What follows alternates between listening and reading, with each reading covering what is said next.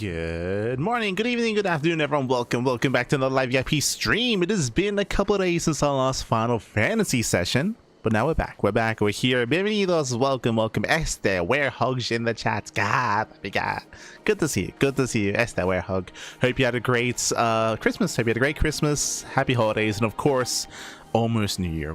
Tomorrow's New Year's Eve, Pappy. Oh my God, so we're almost there. We're getting close, Pappy. Getting close. Good to see you. Good to see you, Hugs. Good to see you.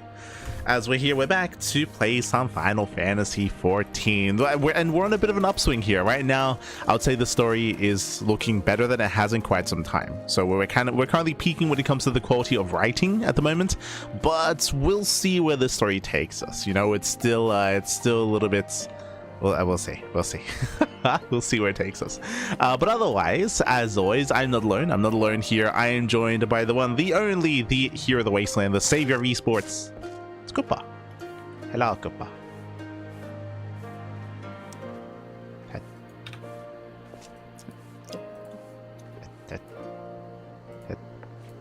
Yeah. Beautiful. So much power. Yes, those stick arms. Look at those stick arms. Well, you had to hydrate Literal first. stick. You had to hydrate before you flex. Yeah. Literally, as I was doing that, I was actually drinking tea myself. So. Yeah. It's very fitting. I was just letting everyone know that, of course, when it comes to the MSQ, we're currently peaking, kind of. We're at a high point, regardless. Like the quality of the writing here is high point of Stormblood. Yes. Yeah, so it's still very low. It's. I mean, it's not that bad, but like we still have some concerns, but there are some good things happening. It's better. It's better than 4.1. Like 4.1 was actually just god awful. So far, 4.2 has gotten better. But again, we'll see how it lands. Like we'll see how it ends, right? Like it has potential, but we'll see where they take the story, right? But that's kind of what I'm saying. That like it's. Like we still have concerns about certain things, but like there are some like parts that are actually genuinely really good. Yeah. So, yeah.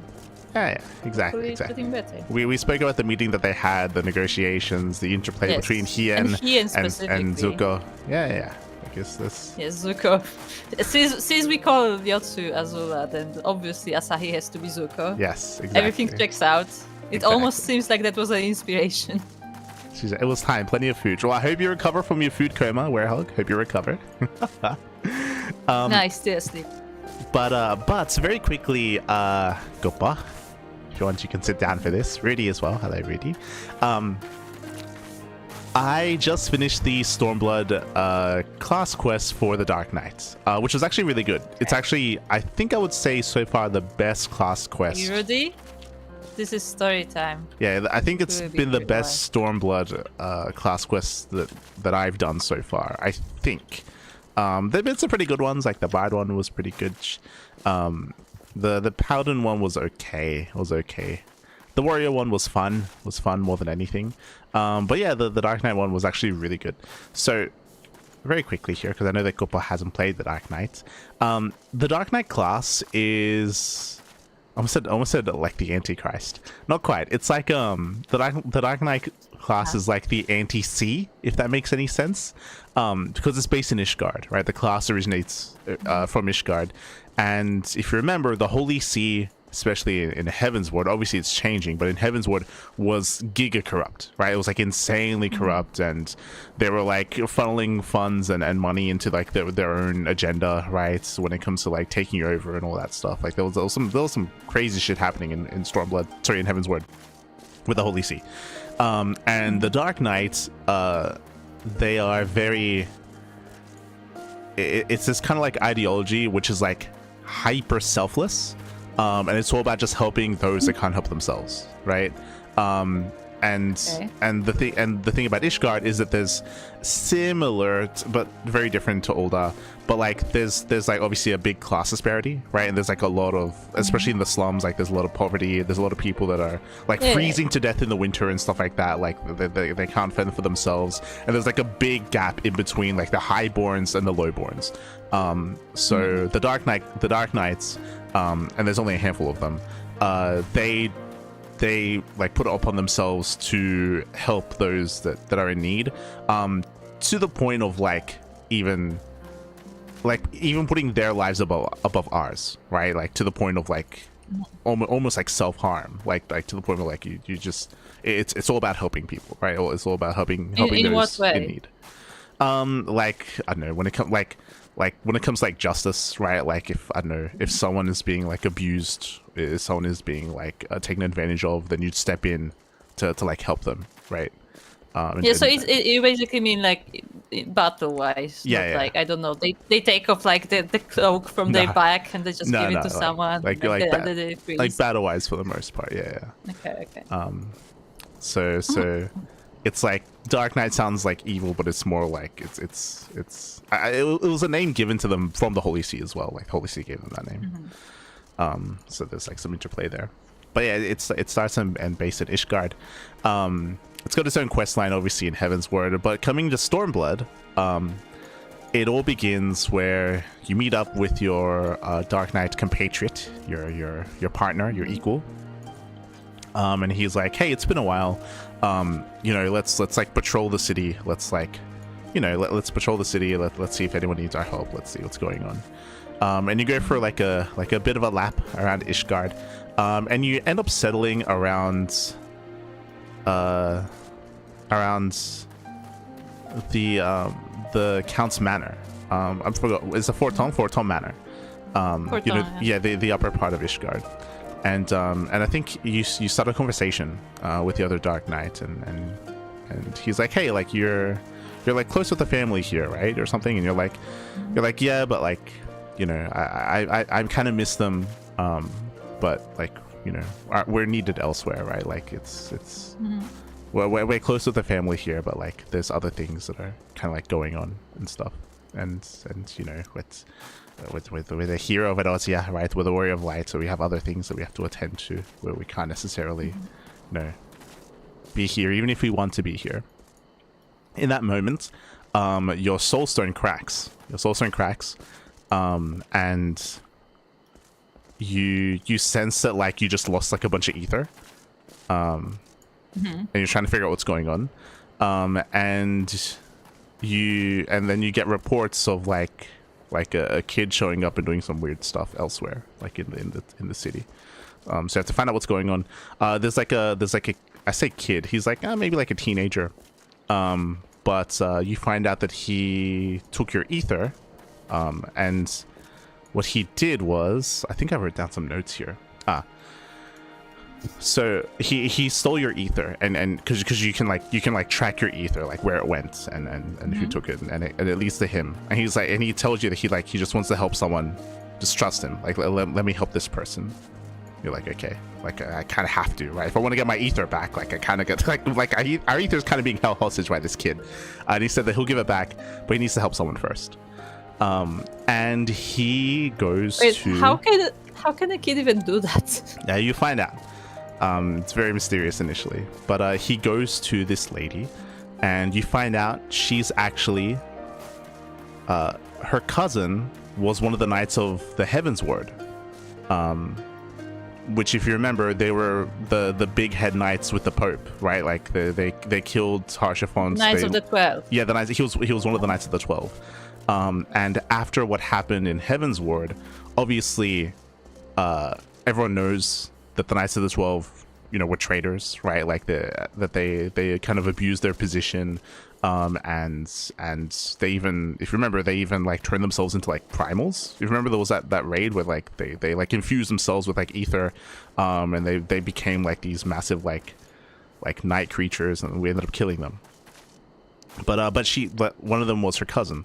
And she's like, and her family reputation is like ruined now. And she's like, look, I know that what the Holy See was bad, but like I know my cousin, like he was a good person, like he was a good guy, and I can't believe like what he did, or like there must be a reason for what he did or stuff. Like I need to do something for him because he's not with us anymore. He's dead, and she wants to like try to honor his name or try to make up for his name in some way, and she wants to do right by him, even though she knows that like maybe he did something wrong. Like he's still family, right? And like she wants to do something for him, and she's like distraught, and she's got all this shit going on.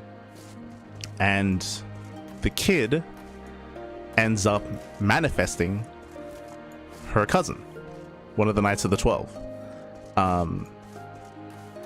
And to have a conversation with her, to tell her that it's okay, that like isn't it just a primal then? Kind of. There is a difference though, because if you remember, the primals are based off of, they're kind of like based off of memory, but even then, like if you remember what the primal did with the Namai, like it was like a husk, it was like a thrall, it was like an empty shell, but like this one was actually like talking to her and like was manifested from her memories. So from her memories and from her perspective, like he was just remanifested. And he only lasts a little bit, but like he lasts long enough to try to give her closure, to like tell her that like it's okay, like, you know, that he's sorry for what he did and that she needs to move on and like and do right by herself and you know, like he's in a better place, like that sort of thing, right? Like where it's almost like therapy, right? But like, you know, using the memories of her cousin to speak to her and give her closure in some way. I believe, if I remember correctly, she doesn't realize that it's not him. So we kind of like fake it a little bit, that like she's like, you have to leave, you know, if like Sir Amric and if the guards find you, they're gonna imprison you, they're gonna kill you, right, for what you did, like if you have to get out of here. So we're like, okay, well, we'll get him out. So she believes that he's alive. Yeah, she believes it. I thought that she like believed that it was a ghost. No, she didn't. No, because like he summoned him like off screen, like to bring him in basically.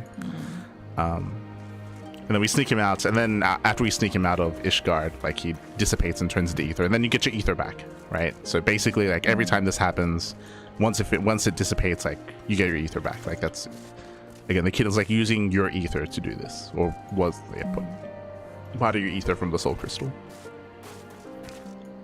And then you have like this big conversation about like, what are you doing? Like this isn't real. And he's like, I know, but like I'm helping these people. Like I want to help these people in whatever way that I can, and even if it isn't real, like to give her like closure and stuff like that. Like it's my way of helping people. And that's like the first kind of like little arc.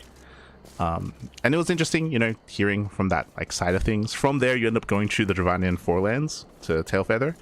Now this one was crazier. It was a throwback, because you go there and he's like he's basically, this kid is looking for other people that are like in a really rough place that could benefit from maybe hearing from someone that died, from someone that was lost. And in Tailfeather, you find this woman who is imprisoned, quote unquote imprisoned. She's kind of like, she's doing community service. Like she was imprisoned in Ishgard, and she's there and she's doing her time. She's working and trying to help out in Tailfeather. You find out that she's being abused by her like keepers because of what she did. And who this person is, this is the girl who poisoned us in Heaven's Ward. Remember when we went to the tavern, we got poisoned by this lady, and then she went crazy and rioted, and she was the reason why she was trying to like break the peace pact between ourselves and the dragons. She's the girl that ran out in front of everyone and that got shot by the arrow. Remember? I vaguely remember something like that. I forgot that we got poisoned. No, yeah, because remember we go to the tavern, everything's happy. Yeah, like it was in Falcon's. Yeah, in Falcon's Nest. Yes. Remember, everything's like happy. We go to the tavern, we get some food, and we're getting ready to like, you know, to unveil the statue that was made with the human and Dravonian like unity sign and symbol, and you remember like there's like this sect of people that like want to make sure that doesn't happen, because they're like, you know, they had like their own like, loved one kills by the dragons. Sending her to Dravania is pretty funny. It's pretty mean. And remember, it was was it the younger brother that ordered the kid to like shoot her? Remember like he like she was up there saying that like, you know, when I think or the other guy, did Elaine shoot her, or did he order? I think he ordered her to be shot. Remember? Because he was freaking out. Maybe. I can't remember if it was Elaine or one of the others, but like if you remember, like he was present for the events because he had like a big like freak out there because I think Honorant had got hurt in the process. That was after. But yeah, he got hurt. Yeah. That was afterwards. But yeah, she didn't die if you remember, but she got shot. She got shot like in the shoulder with an arrow, and everything. And that's her. And so that's her again. And because of what she did, like her keepers are like abusing her. They're just treating her poorly while she's like doing her sentence. And if you remember, because we saw because of the echo, we saw from her perspective back in Heaven's Ward that her husband had died. Her husband died fighting the Dravanians, and then we saw her like rally other villagers and stuff and be like, yeah, fuck the Dravanians, like we're not gonna have peace with them and all this stuff.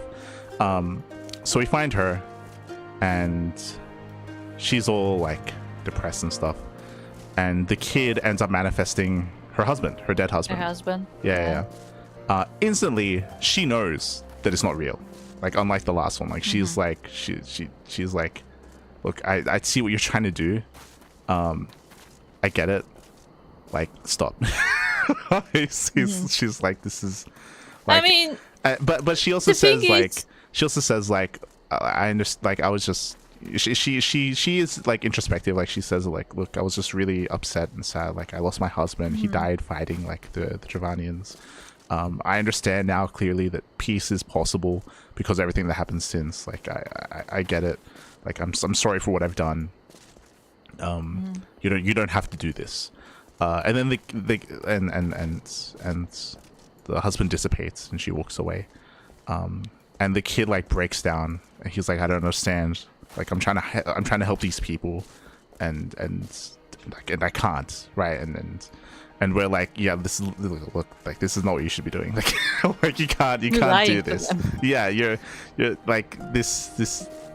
There's a time and place sort of thing, and you know, sometimes like you have to approach things in a different way, right? Like this isn't working. This isn't moral. This isn't ethical, right? Like manifesting like dead people to speak to their loved ones, especially if they like. Because I mean.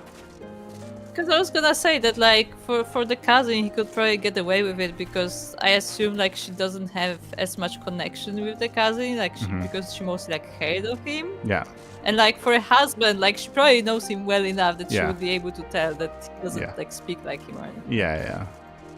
Well, he would speak like him because it's from her memories, right? Like, but she knows that he died. Yeah, like, she knows that. I think after that, we end up going to the Moogle area, and he ends up. I say he. Why are you traveling with him though? To get our ether back, because when he dissipates, we get our ether back, right? Like we just want our ether back. That's all we want, and he's kind of holding our ether hostage. So he just wants to go places. He wants to go places and help people, and we just want our ether back. So we're just following to help along. When we go to the Mog home place. Our Dark Knight companion, the person that like has been teaching us his ways and stuff, he has his own backstory as well that I can't get too into because most of it I have forgotten. But he has his own like, you know, his own inner like trauma and his own inner stuff. And the kid ends up manifesting his old master to talk to him, and because his old master died, passed away before he could really like tell him everything he needed to know, or at least he feels that way, so they have a conversation. It's very fourth wall in the sense that like because he knows that his master's not really there, his master as well like tells him like, hey, like I'm from your own memory, so I can't tell you things that you don't already know. But like, yeah, because exactly, like there's but like that's why it's like a bit of a therapy session where he's like, hey, look, like even though I passed away, like I taught you everything that you really need to know, and know that like you're a good fighter, you're doing just things, like, you know, you can do things yourself. Like I didn't have anything to teach you. Then they have like one final fight, and then that kind of ends that. Then we go to Garabania. This was also very interesting. We go to Garabania, which is, you know, the outskirts of Alamigo, and we find a guy who we had helped before. He's like dying in a cave, and you find out that he's an NPC that we helped. I can't remember if it was a part of an MSQ or a side quest, but we helped him in Quarry Mill in South Shroud. Apparently he tells us like, hey, we met before, you gave me medicine, I didn't take it. Like I had a friend and I gave the medicine to him instead, and he got better, and he was well. But what happened was he went to work for Griffin, the Griffin, if you remember the Griffin.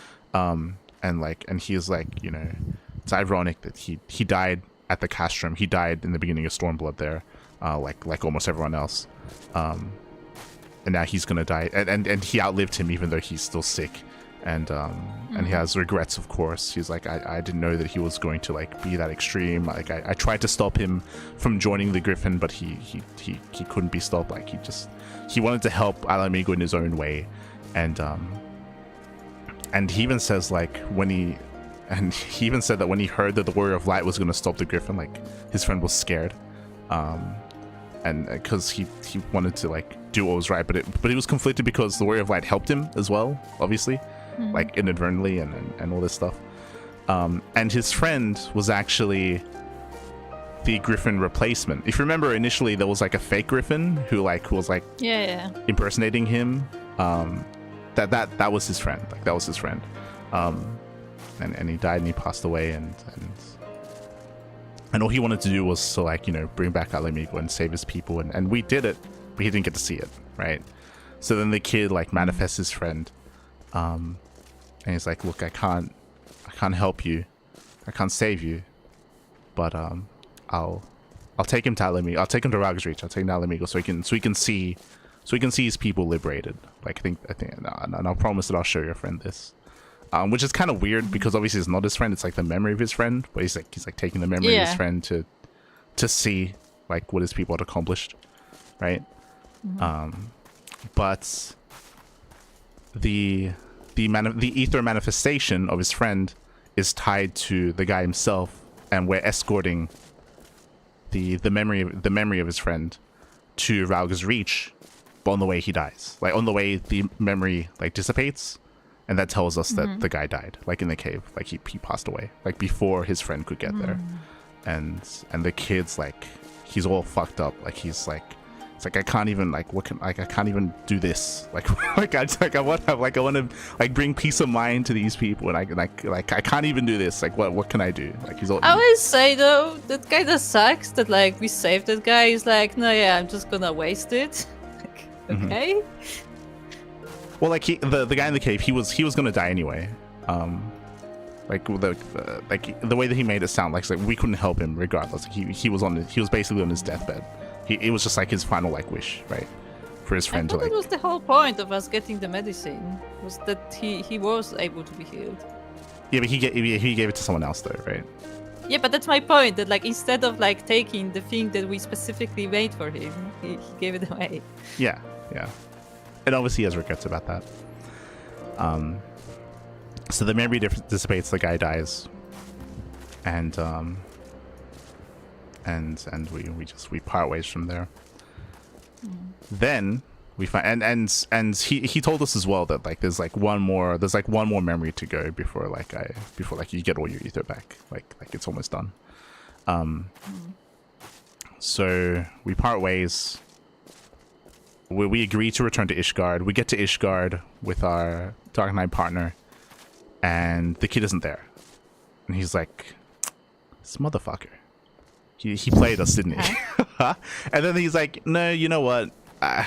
We've traveled, we've talked. Like, he doesn't seem like a bad person. We'll give him the benefit of the doubt. We'll wait a couple of days. We'll give maybe something. So something came up. Like my prediction is the kid himself not actually real. We'll get there. So yeah, I was just saying my prediction. So then we get into the final quest. The kid never showed up. So we go to Rauga's Reach to look for him because that was the last place that we separated. and you're asking around for the kid. You find out that a bunch of chocobo had been killed, but they weren't. They were quote unquote killed. We know they were killed. They were found dead, lifeless, without any outside injuries. And you find out that their ether had been like sapped away, right? Someone had taken their ether, and it's like, okay, it's probably the kid, right? Like he went to the stables, he killed all these chocobo. He was seen headed towards the peaks. We're gonna go chase him down. We have to figure out what's going on, like what's happening.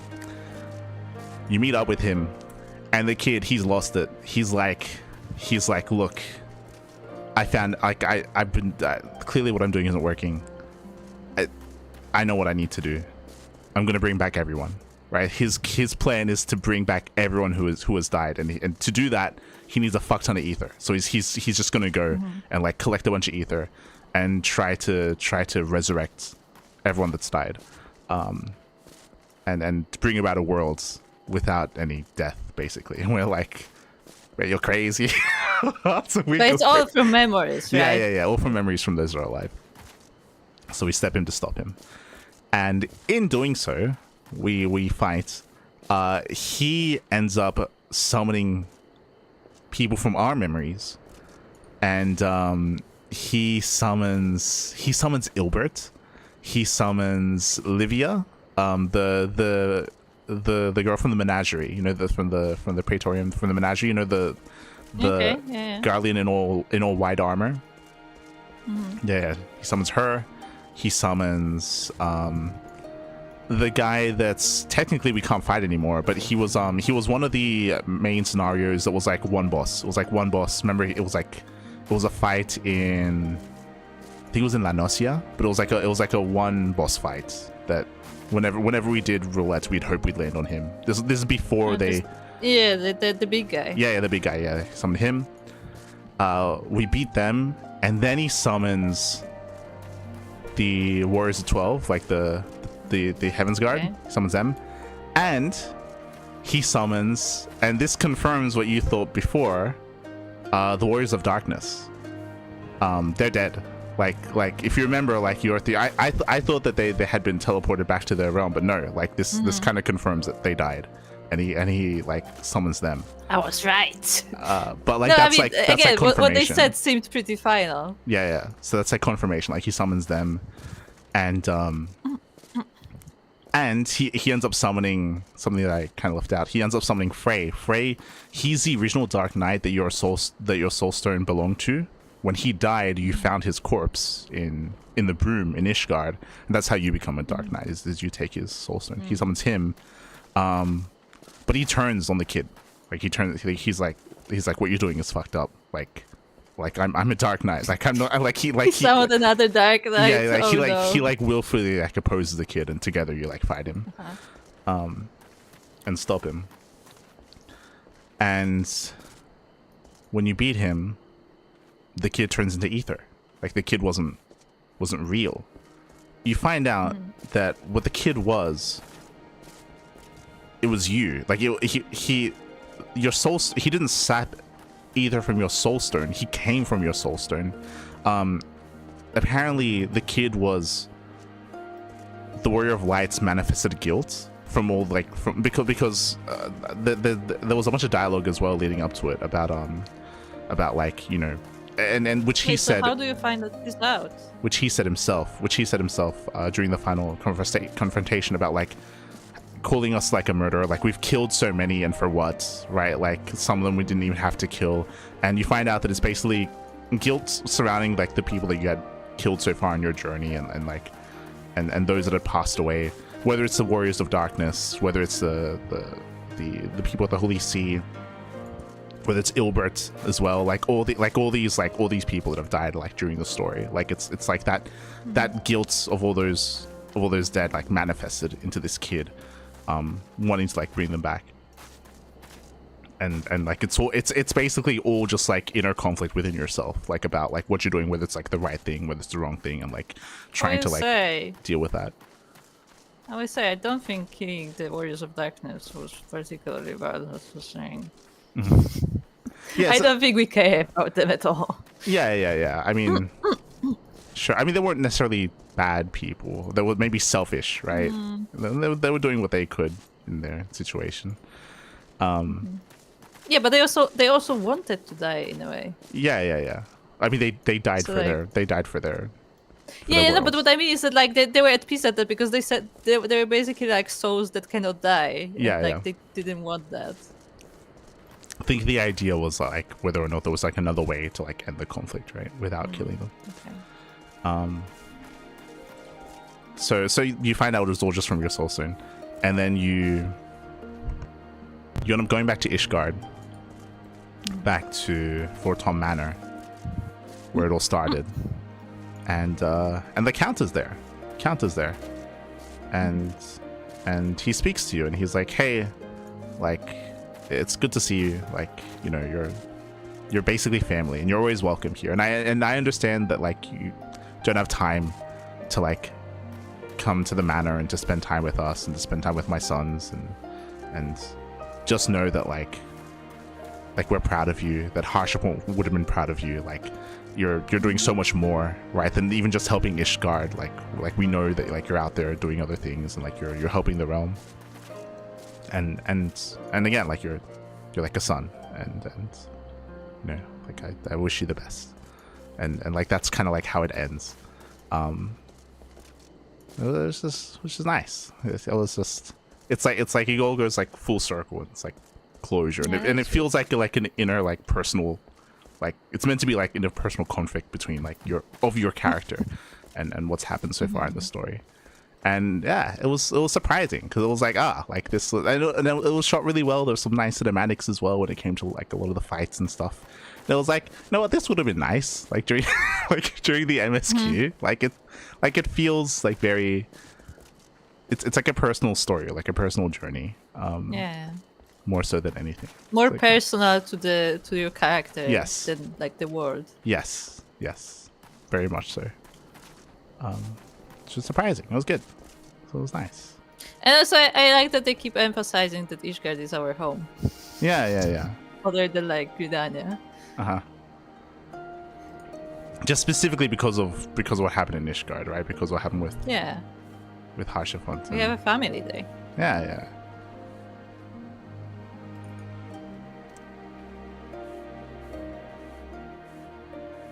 But you know what would be fun? I assume that, I mean, that would probably require some work, so they wouldn't do that. But you know what would be fun? If the kid was the same race as you. So it was actually like you, but younger. Hold on, That would be fun, but that would require a lot of like setup. I'm gonna send you some of the screenshots. Hold on. From the end.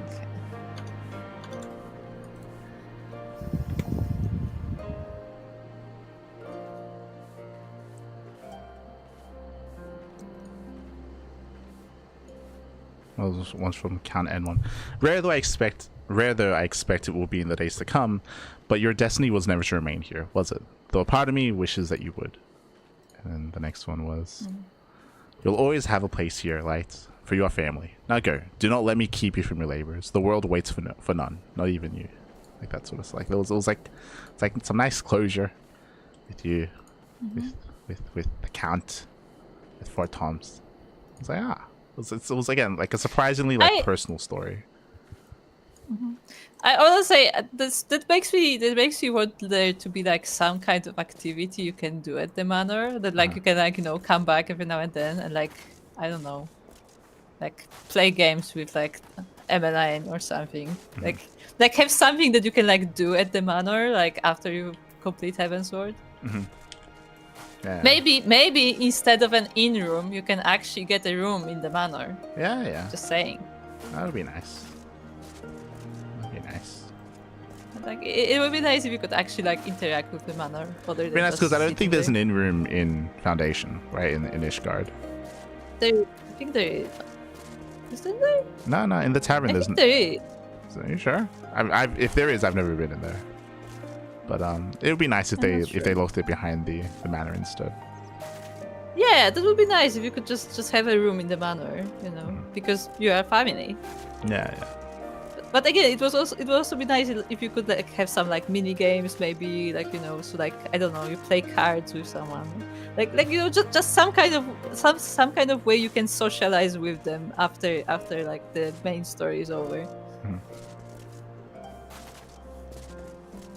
Yeah, I also thought there was one. I thought there was one in Ishgard. Okay. Maybe I'm wrong. I don't know. Hello, suck. Hello. But yeah, yes, the Dark Knight quest line was really good. It's really good. Do you recommend it? Just because it's like a personal journey, and because of that, I feel like it. I mean, it's better than anything in 4.0. Like it was, like it was. It's nice, especially because it goes over like some of the things that you've done, and even done in Stormblood as well. To be fair, with what happened with Ilbert as well, but like it goes over all of that, so it's like yeah, it feels important to the character. Feels important to the main character to go through. Yeah, it's good. Was good.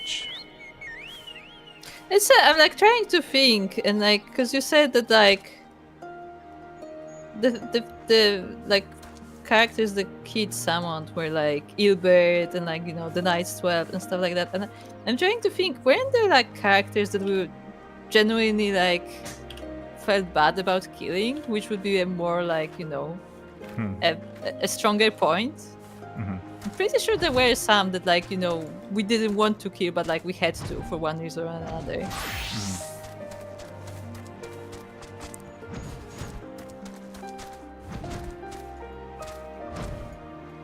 Maybe. Trying to I can't remember any like big prominent ones.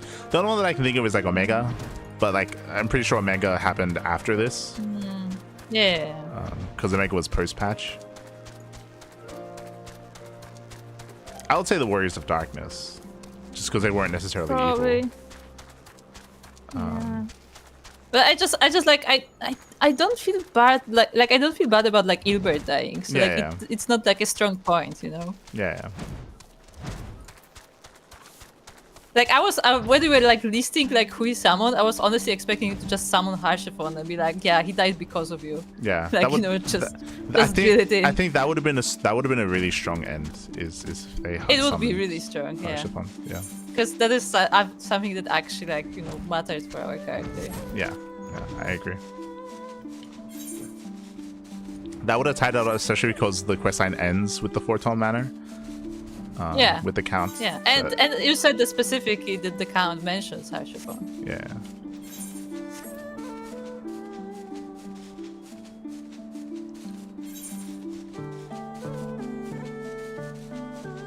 I miss him. There is like the one character that actually like affected me in a way in Final Fantasy, I think.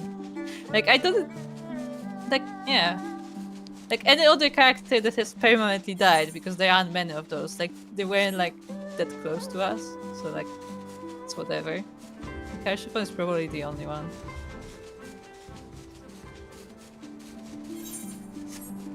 Yeah, like we never go close to there's like sheep, there's like Ysael, right? There's like we never go close to Moonbreeder. No, we never got to, but like Ysael, like even though we knew Ysael, it was like it was not so personal, to put it that way. Yeah, I agree. Like we respected her and stuff, and like we liked her story. Her story was interesting, but like we weren't like personal friends kind of thing. Where Harshiphon was directly like our best friend. So like it was still unfortunate. Don't get me wrong. The omens who killed him would have been Estinian, but he didn't die. Right, we brought him back. So like that would have been the yeah. That's what I'm saying of the people who actually died. Yeah.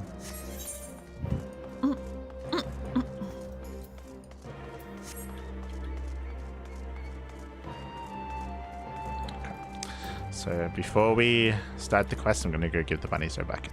It's BRB.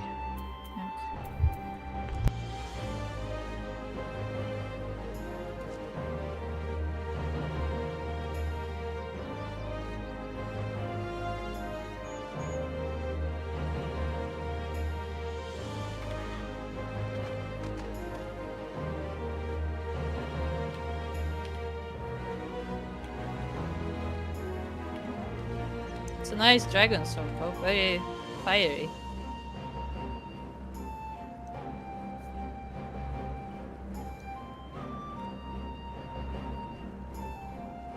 Ah.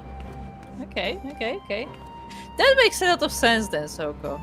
For those who do not see the chat, Soko is saying that the person who wrote the Dark Knight storyline was in charge of Shadowbringers. So yeah, that actually explains a lot. If like this is the style of writing they have, and people like, from what I heard, a lot of people think Shadowbringers is really good. So that makes a lot of sense.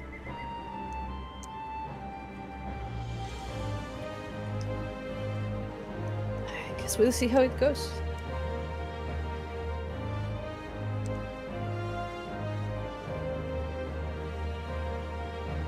But with that, we will be back to Stormblood now.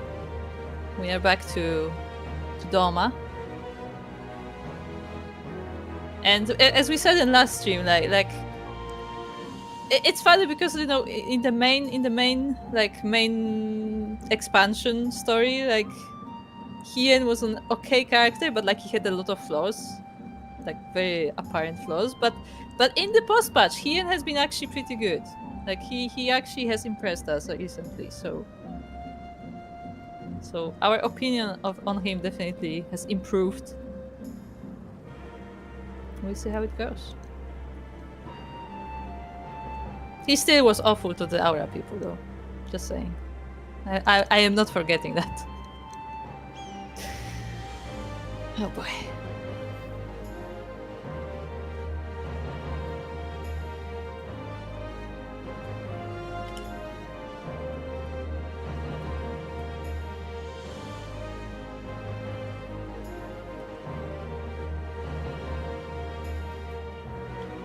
As I said, Soko, like the post patch has been getting better. So we'll see. We'll see if we can end on a high note here.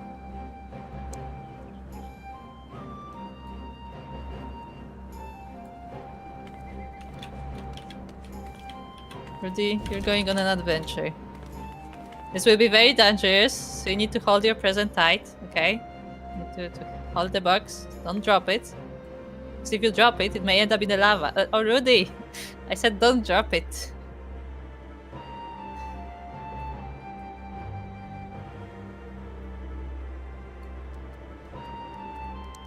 Yes, Rudy insisted to go on this adventure.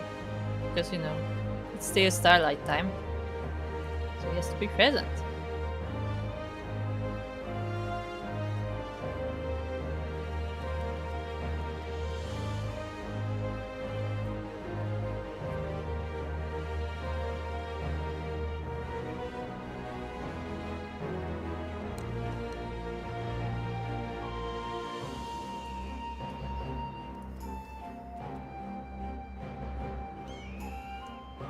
While the bunnies are getting their bucket. And by bucket we mean a bowl of hay. Which they really like. It's pretty funny because it's exactly the same hay as everywhere else they have. But, you know, it's in a different container, so clearly it must be better. Ah. Welcome back. Since the person who wrote the Dark Knight storyline was in charge of Shadowbringers. So what you're saying is they do change head lead writers. Okay. who was the head lead writer of Stormblood? Give me their names, yeah. Yeah, I know. Make sure they never work again. Oh, but like it was really well done. It was really well done. Storyline.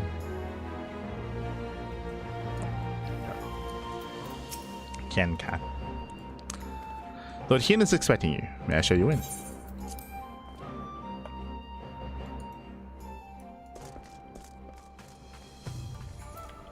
Alice.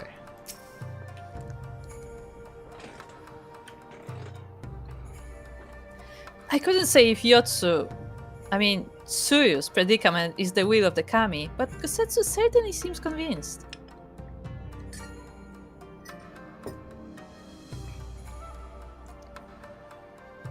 I just realized Tsuyu is like the second half of her name. Okay. Yes, yes, it is. That's why I'm saying it's literally just a short name. So instead of Azula, it'd be like La or Zula. Azul. Yeah, Zula. Ah, okay, Hakura.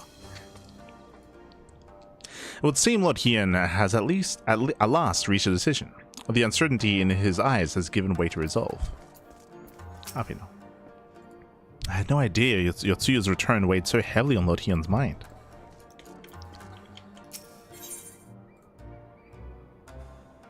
Lord Hien has at last reached a decision.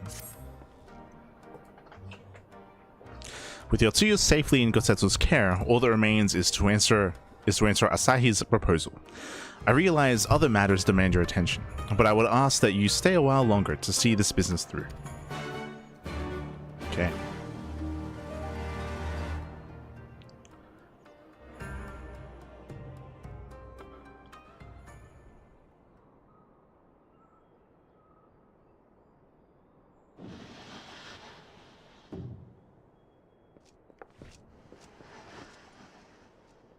I'm ready for some voice acting.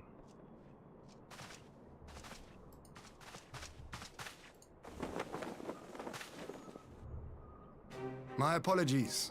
Our deliberations took longer than expected. Think nothing of it. The time afforded me the opportunity to go on a rather rousing excursion through Yansha. You have reached a decision then? We are willing to cooperate with you in combating the Icon threat, and also in the exchange of prisoners. Assuming you accept our conditions, of course. As you know, your sister is in our care. Due to certain complications, however, we are hesitant to release her into your custody. Complications? She was inside Doma Castle when it collapsed. Though she survived, she remembers nothing of her past life, not even her name. To clarify, she is in our care not as a prisoner, but as a vulnerable citizen of Doma. Are you saying you refuse to release her? Not at all, if her memory returns before the appointed hour. And if not, what exactly? You will accommodate her here in Doma? Well, I sincerely doubt she will be of any great strategic value to the Empire. She spends her days daydreaming of Dango. Dango. How dreadful.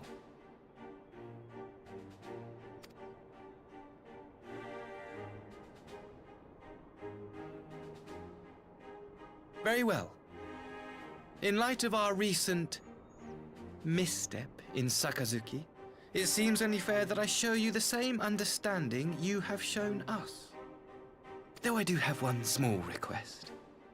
Regardless of Yotsuyu's value to the Empire, she is yet my sister. Before I leave, might you permit me to speak with her in private? Of course. Perhaps you could even bring her a plate of dango. She would be most pleased. Yugiri will see you to her chambers.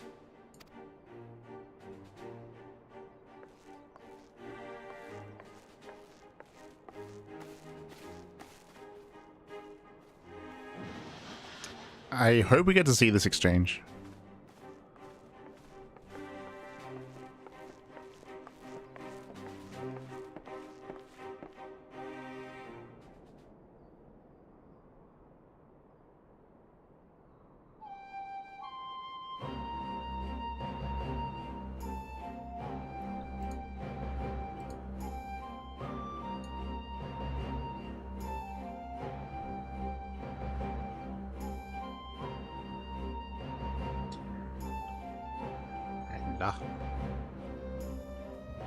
So, okay, Hien or Yugiri, guys. Okay, real talk. You were not born yesterday. You don't trust this guy, so before he goes to meet anyone, you take all his weapons. I mean, I would hope that that's like implied. Like, it's gonna be stupid if he goes there, you find out he kills his sister, and he just like stabbed her or stabs her. something. Yeah, like Yeah. that'd be just stupid. But yeah.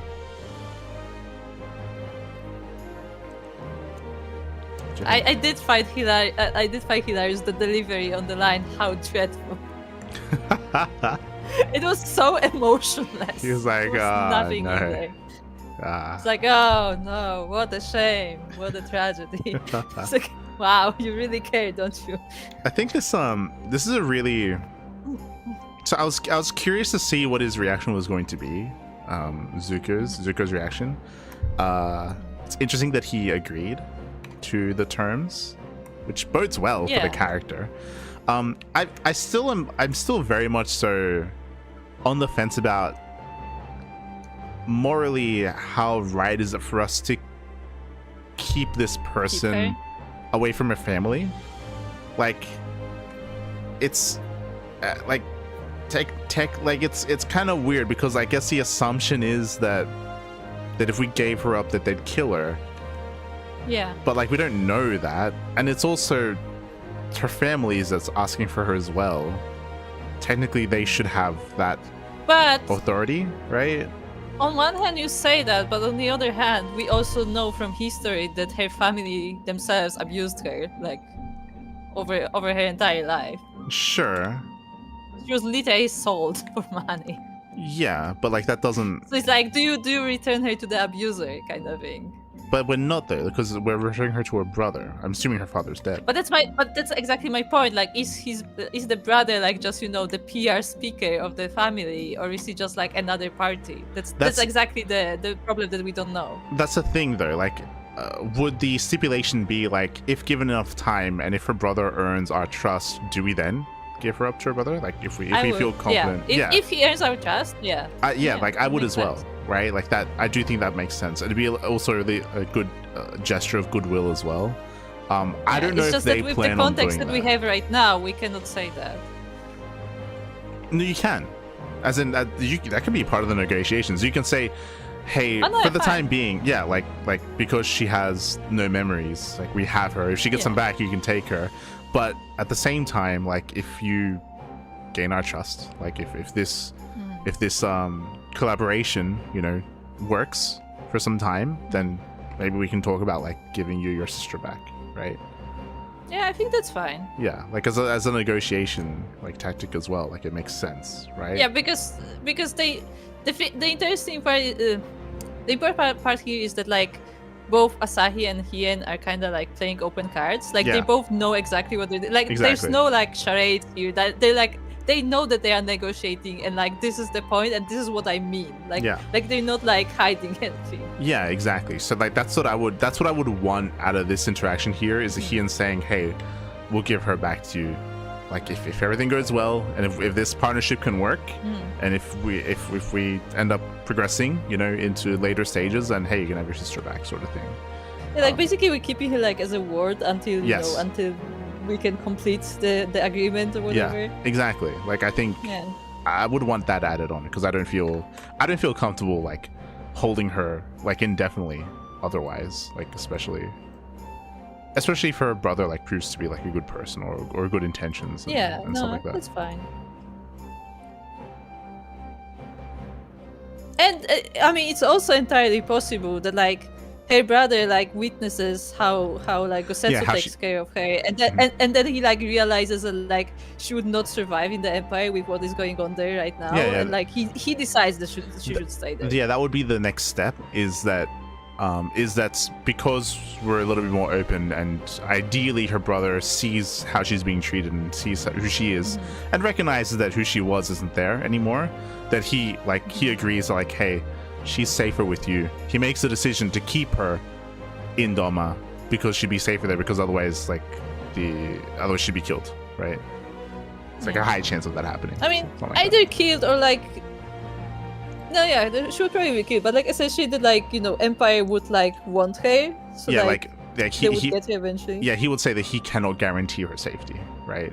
Yeah, basically. And then like he can be like, oh, you know, he went to he went to Doma, but he found out that she was already dead. She was like deadly sick or something. She was already dead. So I think, Yeah, like they never find out that he even found her. Yeah. Like there's stuff you can do here. See if they do any of it. We'll see. we'll see. Well, like that'd be more interesting to me than us just keeping her. Yeah. Especially because like her staying here, like she's also kind of a prisoner because she can never go outside. Like she can never. She cannot show herself to people. Yeah, she cannot show herself to people. If she were to, she should be killed, right? Like. I mean, we say that. I'm just gonna point out that Fantasias canonically exist in this world. Nah. If that exists, like, nah. they ignore that. I just say it. They canonically exist. And we have like 2 in our bag. Forgive me, my lord, but has he not been gone over long? Perhaps I should. Calm yourself, Gosetsu. I understand your concern. We have to wait. He deserves that much. Like steps out, wipes his blade of blood. He like Yeah. She like collapses to the floor suddenly. Also, another thing I wanted to mention, like, clearly he hates Dango. Just want to point it out. It's like, Dango, that's what she likes. Awful. I'm sorry to have kept you all waiting. Thank you for understanding. Long did I dream of this reunion, but never did I imagine that it would be so joyless. Part of me hoped your stories of her condition were just that, but alas, it is as you say. Toyo, do you remember anything of this man? Anything at all?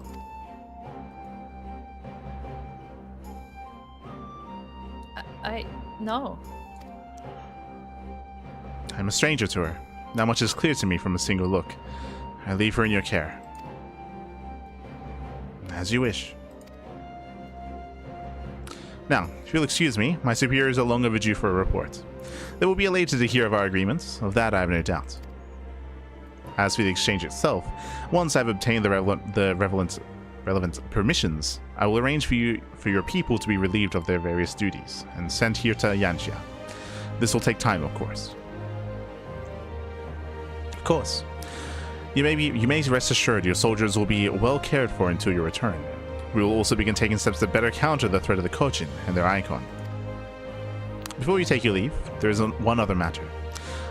I'm informed it was you who took the lead in rescuing 2 young Domans from a band of Kojin sellswords. Not yet had the time to thank you properly. Please, there is no need to thank me. I only did what anyone would, that anyone would do under the circumstances. Fortunately, I was in good company at the time. The blight of the Red Kojin is of the Empire's making. Were it not for our transgressions, those children would not have needed saving. The people of Doma have suffered enough, my lord. I promise to do all in my power to spare them further pain, be it at the hands of Kojin or indeed the Empire. I pray the Emperor will see things as you do. There may yet be hope for us all.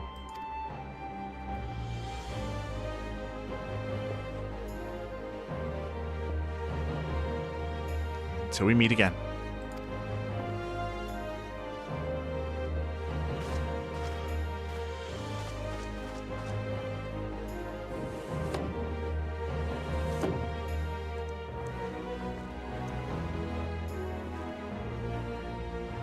Kosetsu.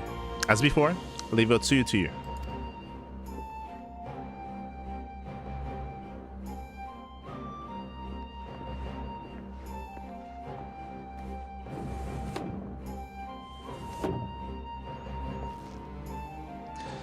I invite the rest of you to join me outside. Let's treat Asahi to a proper farewell.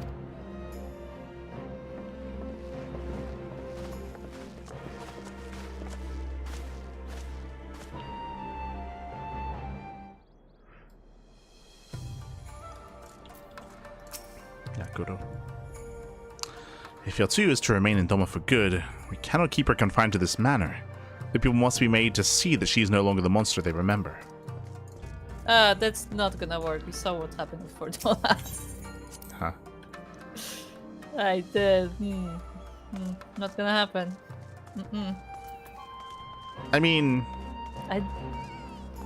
Yeah. They're different people, but Yes, but I still think they would not be able to forgive because of how far Yotsuyu went. that's the right, like that's the problem. Like, Yeah. I don't want them to forgive Yotsuyu. Like like again, like they shouldn't. They should not forgive Yotsuyu. Like Yotsuyu, like actual monster, like like actual piece of shit. Like, No, she's like kind of like a serial killer kind of thing. Where, yeah. like, you know, she's like gone so far that like you cannot really like forgive them. Like, yeah. They're not like sorry for killing like 20 people, you know. Yeah, like it's like I said it before. Like That's they just something with the brain. You know? yeah. They just I said it before. They just messed up the backstories. Like for both of them. But even then, that wouldn't fix the situation. But like, yeah, I don't know. We'll see. Like it's obviously they can just write it however they want, and if they want to, they can write the dominant people would forgive. But if they did that, like how bad do they think of the Alamegan people then? Like like right? Like Yeah. are they really saying that the Alamegan Well, people are that much worse as a I don't think people, as a Doman- culture? I don't think Doman should forgive though. Like that's the They- point. they- Like they shouldn't, yeah. she does not deserve forgiveness, but you know, because like it's kind of like she like a prisoner, like somebody Yeah. who like got an actual like, you know, sentence on him, but Yeah. like, you know, he's like sick, like actually like hospitalized. So like you're not gonna keep him in the cell because he's sick, but like you're also not gonna let him free because he's sick, you know. Yeah. I like, because I'm trying to think of like what is the correct thing to do. I think the correct thing to do is to keep her confined, just because Yes. like even if you try to spin the idea of like, oh no, she's not really her anymore, but at the same time she could at any moment regain her memories. She could switch. Yeah, she could just exactly. switch. And you don't want her to be out there, like. So she like, I would say, you know what? The correct thing to do is increase dango production. Yes. You know how you sent me the Road to Empress, how Jesse played it. You know what they should do? They should give her like a small like mansion and just make her live with Gosetsu there, and just like have like, you know, guards or servants just like bring them stuff there so they don't have to leave. Yeah. Just keep them there. Yeah. Or like Gosetsu himself can like go places and like leaving some servant with her. But I think it's safer if he just stays there. Like they just bring them stuff and they just live there in like, you know, a small mansion with a garden. They get like, to stay there. Then that begs the issue though that I said at the beginning, is that at least in my opinion, I feel like she has to get her memory back. Otherwise, why keep her like why narratively have her and Gosetsu live? Like there has to be some kind of conflict there. Otherwise, why retcon their death if you're not going to do anything with them, right? Like, I mean, I think unless it's part of me solely thinks because of her brother now being introduced. I guess that could be the reason. that, but I think it may be just because like they wanted that conflict of like, oh, what are you gonna do with her now that she's like not, you know, all there? Like, oh, what are you gonna do? How are you gonna judge her? Maybe they like that's like the whole purpose of her being there. Like maybe there is like no like follow up to this. Maybe she's just there. Sahi. Sahi is a brand of beer here, by the way. Yeah. I recognize the name. I'm like, oh no. My dear sister's memory does not return. I pray you will take good care of her. Maxima. Lord Hien has made a wise decision. Our superiors will be pleased. Yukiri. I wondered if the sight of her stepbrother might bring Yotsuyu back to her senses, but mayhap nothing will. Nevertheless, we must continue to watch her until we can be certain that her condition is permanent. I mean, memory loss is never like 100% permanent, right? Like, as in, like we have no way of confirming it. The way she makes the sound is like, if at any moment her memory comes back, we have to like smack her head to make sure she forgets again. Like, is that Yes. is that the plan? Oh no. She will do it herself as well. Oh no. Afino. Without the threat of Imperial attack hanging over our heads, we may devote our energies to dealing with the Red Kojin, and then there'll be nothing left to impede Doma's restoration. Sure. Let's say. If only our previous encounters with the Empire had been this cordial. Here's to the future, I suppose. I was about to say, like, if this works, like, this is a pretty big change in the narrative. Like, if like negotiations with the Empire is possible. Yeah. It's see the thing is like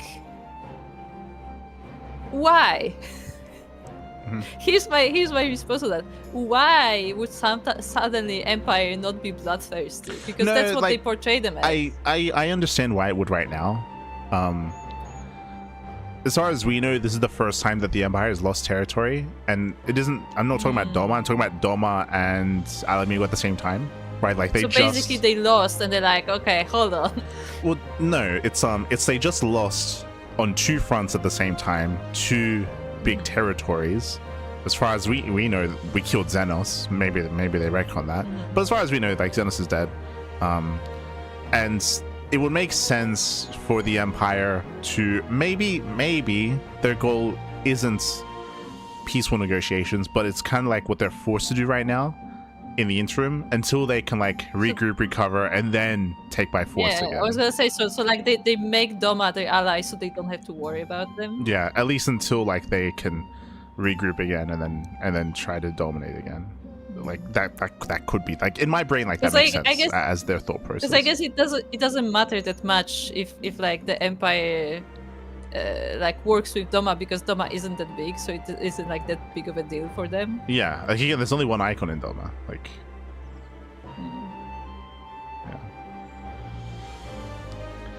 yeah. So whether this is permanent or not, like, we'll see. We'll see what happens in the story. The ambassador's airship awaits at Kasham Footminus. Let us be off.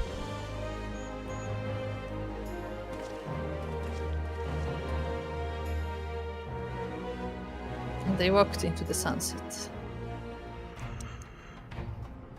The sun is setting.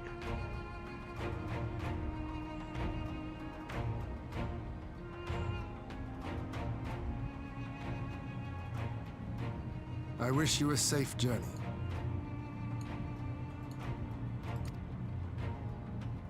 This has been a most enjoyable visit. I look forward to our next meeting. Maxima, would you take the others and see that all is ready for our departure?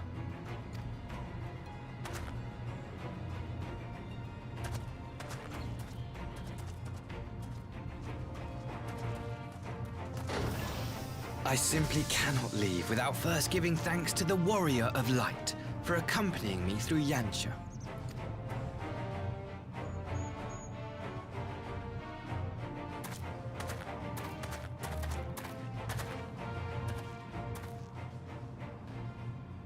Oh. What's going on? Mark me, savior of the savages. There will be a reckoning. It's gonna blow up? What? What?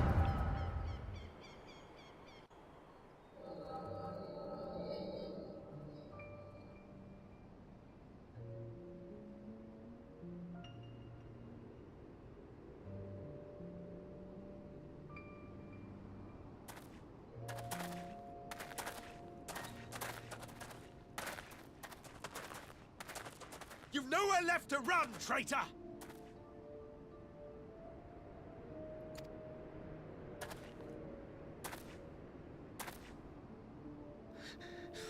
Ignorant savages!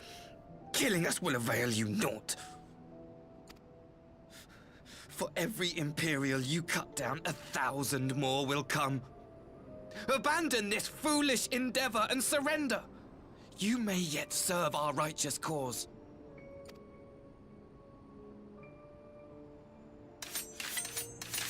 How dare you speak of righteousness?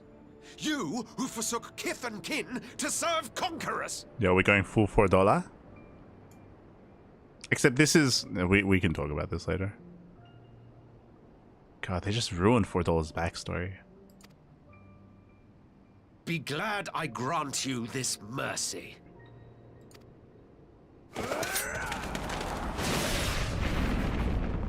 Was that Xenos?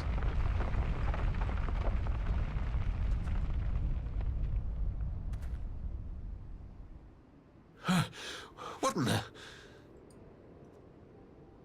Ah!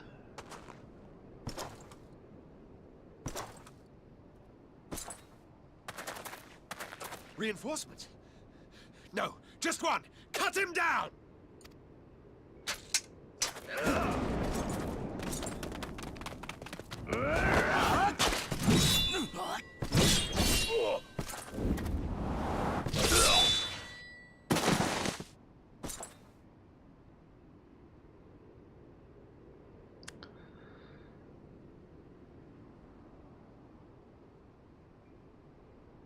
God, okay, we got a lot to talk about. Oh God.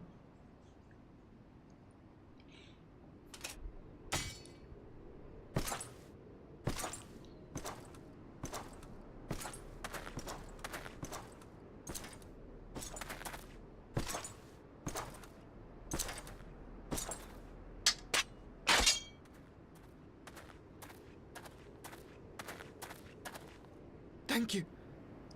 Thank you, sir.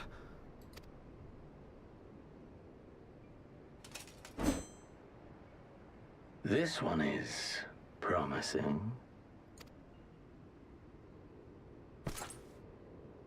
Who remains to offer us resistance?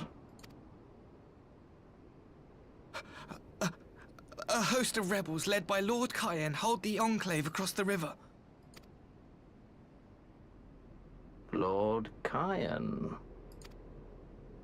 The king of the former king of Dorma, sir.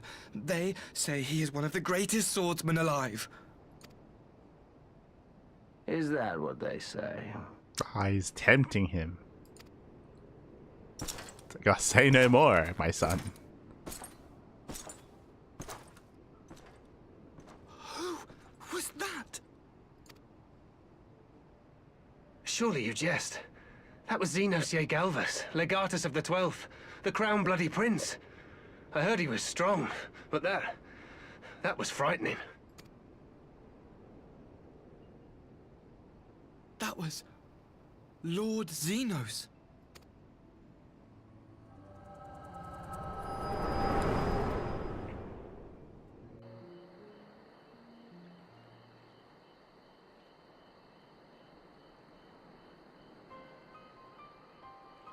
Everything you are, your power, even your face, it vexes me.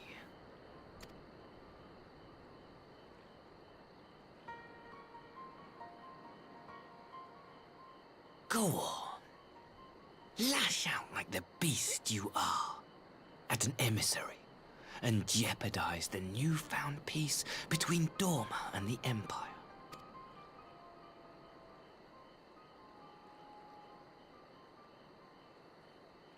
My lord was destined to lead us unto a glorious new age.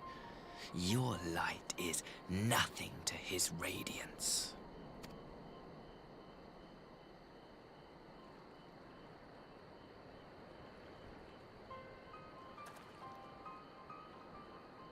I will cherish this moment, lock it away within my heart, until the day we meet again.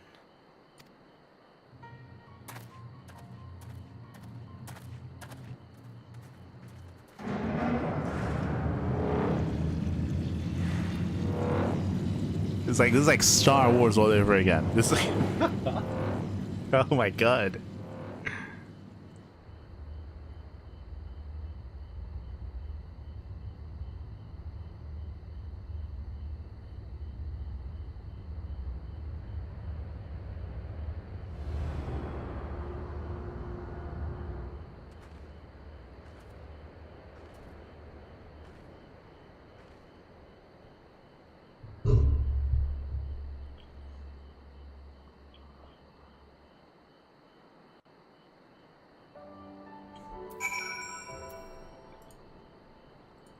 Okay. Okay. Okay. we got a lot to discuss. This is okay. Okay. Gotta wait for Kupo. Kupo's getting through it.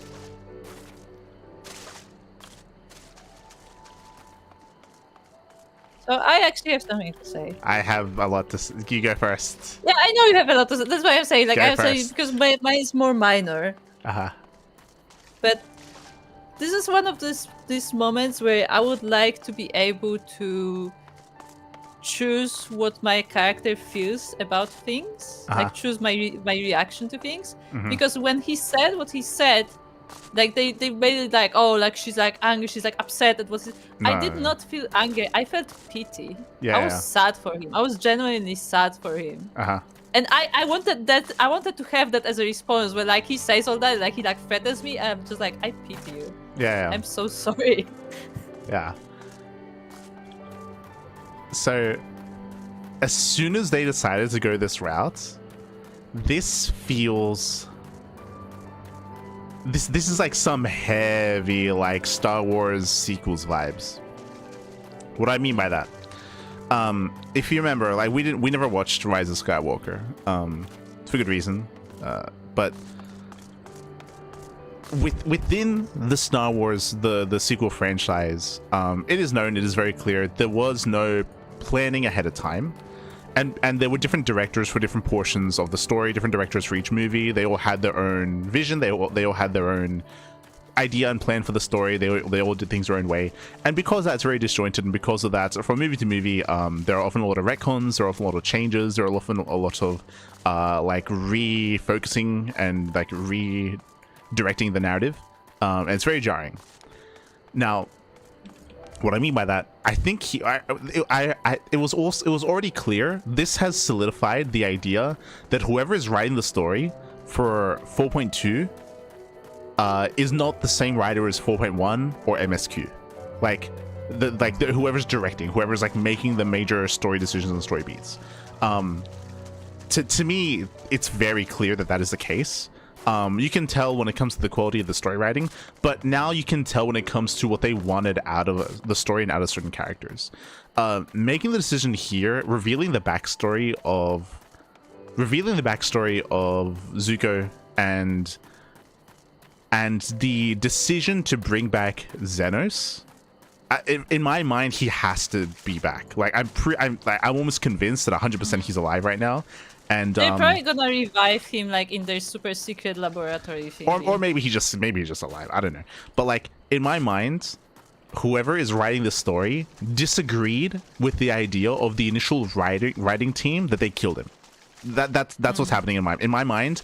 Whoever is writing this, they didn't like that they killed Xenos initially. They didn't like that they killed Gozetsu. They didn't like that they killed Zula.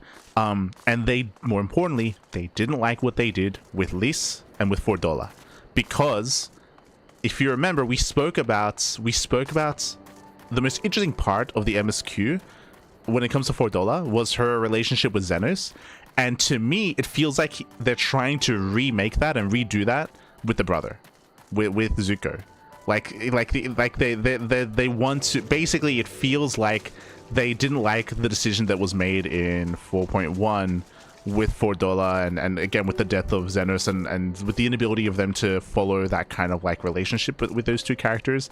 And it's like he wants to redo that. It's like I don't like what they did with the characters here. Let's just try to do it in what I wanted them to do.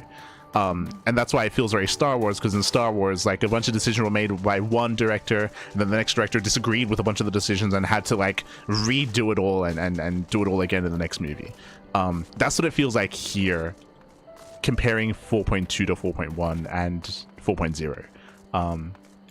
Is that 100%? That's it's the same thing that happened with Star Wars, where whoever's writing this, they disagreed with killing Gosetsu, they disagreed with killing Azula, they disagreed with killing Xenos, they disagreed with what happened with Fordola, and now they're just trying to do it all their way, which for me is fine, but it's also very jarring, and it's not very cohesive because I have to work with with the foundation that were given, which was a bad foundation, right? Like they have the baggage of the previous story beats and the previous decisions made by the previous like directors, and they have to work with like with they have to deal with all that baggage, which is gonna hurt them. Which again, like as we said before, it's hard to swallow the pill and hard to swallow the idea that certain people are still alive, including Xenos as well. But like they clearly were not satisfied with what was done with those characters, and they want to try their version of what should have happened to these characters. So seeing that flashback, at least to me, it feels very apparent that that's the case.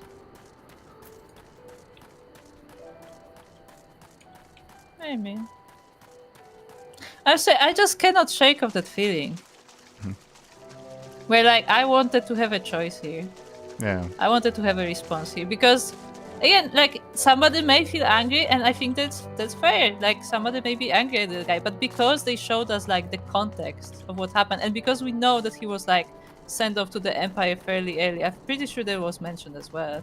Like his perspective on the world seems reasonable for what he knows. Put it that way. So I, as my character, I wanted to be calm, to just be like, I am sorry, and just like, and maybe that would make for an interesting response where like that's not the response he expected. Where like he expected me to like lash out, and like I'm just sorry. Like I just feel bad for him. Yeah. For me, I just see $4's character. Like I just see like what they could have done with $4, and I mean we'll see in the story. But like if they flesh out the relationship between Xenos and between Zuko, then to me like that just further cements the idea that whoever's writing this just disagreed with the previous story beats and with the previous decisions of the previous like storytellers. I mean, that's in my mind, that's already confirmed with what's already happened so far, with just bringing back all these characters. Again, it's just them saying no. It's like them saying like, I don't like what was done to these characters. Like I wanna bring it back. I want to do it all again, and I want to do it right. Like at least in his mind. The thing though is, something tells me that we're gonna have to kill Asahi. Yeah, maybe and that's disappointing because as I said, like I actually feel genuinely bad for him, and like I would be fine forgiving him. Obviously we don't know anything about him, so like it may turn out that he's like way worse person than we know. But like so far, like he again, his outburst didn't actually anger me. I only felt bad for him. Yeah, well, that's why like I wanted to forgive $4 initially as well, if you remember, because of how they initially wrote her, how again, like initially like she was meant to be doing what she believed was the right thing for her people. Here it's obviously different. Here he was raised by like straight up. He was just raised by the Garleans. I mean, essentially he's like a Garlean because he was raised Garlean. So like I can like hold that against him. Like that's how he was raised. Yeah, exactly. Like as you said, like that's the difference between Zuko and Azula, is that because Zuko was raised by the Garleans, there's like a little bit more understanding as to where his perspective comes from, as opposed to Azula, who's like, again, irredeemable, right? But at least so far, because, like because Azula was, as far as we know, she was part of the Doman people, and then like she turned on them essentially. Yeah. Whereas she was waiting for her time. Yeah. Whereas he was taken as a child and then raised in the Garlean Empire. So as I said, like with the little context that we have so far, like his feelings make sense. That like he would feel that way. So like I don't hold it against it. Like no, like with the context that you have, that seems right. Yeah. I may not agree with his methods to get there, but like I mean I understand why he would feel that way. Yeah, and this opens up like a more interesting kind of like a more interesting dynamic if so now we know that he maybe doesn't necessarily want peace, but like he has to. And like the idea of maybe him wanting conflict, but like knowing that he can't like outright like do it himself, and having that kind of interplay, like that's interesting to me. Like that's interesting as an idea, but we'll see what they do, right? Like they can still fuck it up, like they can, but we'll see. I mean, to be fair, it felt more like, oh, he wants to like lure them into sense of security and then they're gonna attack, kind of thing. Uh-huh. That's Yeah. what it felt like from what he said. I Which mean, is why I hope, that's really important, I hope in this next dialogue we do warn Hien that this guy cannot be trusted. Yeah, like, yeah. Again, but I will say I don't want us to be hostile. That's a very important thing because with what I said, with like us not having a choice for the reaction, I'm afraid that we're gonna be very hostile. Like, no, yeah, this guy is like full of shit. It's like I want us to be like understanding, but tell Hien to not trust him. Like that that you are still playing a game. That he's not like a good kid that you can just trust. If you remember, like we told him that. that initially. If you remember, when he asked us our opinion of him, we said like we didn't trust him yet. He hasn't earned that. So I would hope that we get another dialogue option here as well. Yeah, but I just my point is being that like I hope that it's like not just black and white, because often that's the case, that like the choices are just black and white. Yeah. Where like, as I said, like I don't think he's like enemy number one kind of person, but like you just should like tread carefully around him. Yeah. And I do agree. Like, part of me is hopeful that whoever is like making the decisions here understands the problem with killing off characters too soon, and I would hope that they're going to keep this character alive through the expansion, but at least until like we can satisfyingly like wrap up the story that's being told. I'm just like, because for me, like Fordolo was a waste. For me, like Fordolo was just a like, yeah, for the they wasted her. But like I like right now with the experience that we have with Stormblood and like with the way this story has been portrayed so far, I have a feeling that they are gonna, throughout the next like patches, like several patches maybe even, or maybe not, they're gonna like turn Asahi into a monster and we're gonna have to kill him because he's a monster. No, yeah, that's what I want. Well, exactly. Like that'd just be bad writing, right? Like that's why I'm saying that I would hope that whoever's in charge right now wouldn't do that, and they respect their characters more. I would hope that that's the case. And I want to believe that that's most likely going to happen, just because it feels like whoever's writing this disagrees with the writing of the previous patch and the previous couple of patches. And I would say that doesn't mean that we have to be friends with him. Yeah. If he never forgives us, that's also fine. Yeah. But I don't want to like have to like kill him because he's like, you know, haha evil now. Yeah. That would be very lame.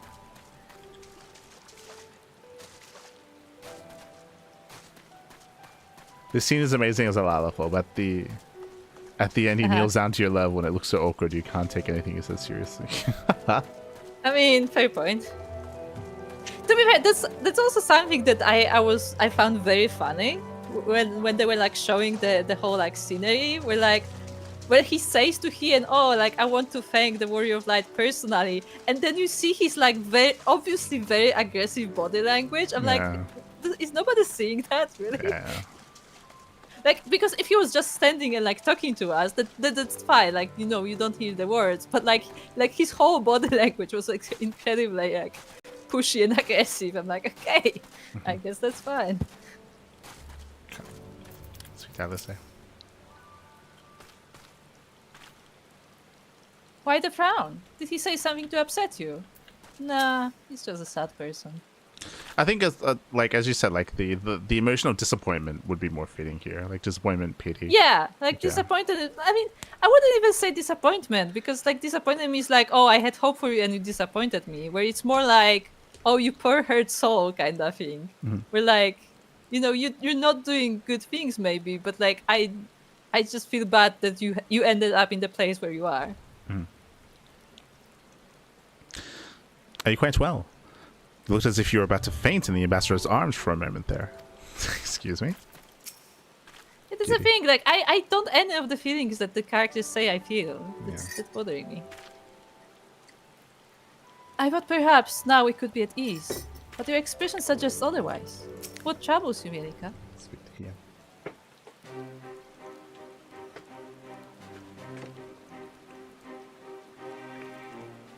You look troubled, Give my us a friend. choice. Give us a Was it choice. something he said? Give us a choice.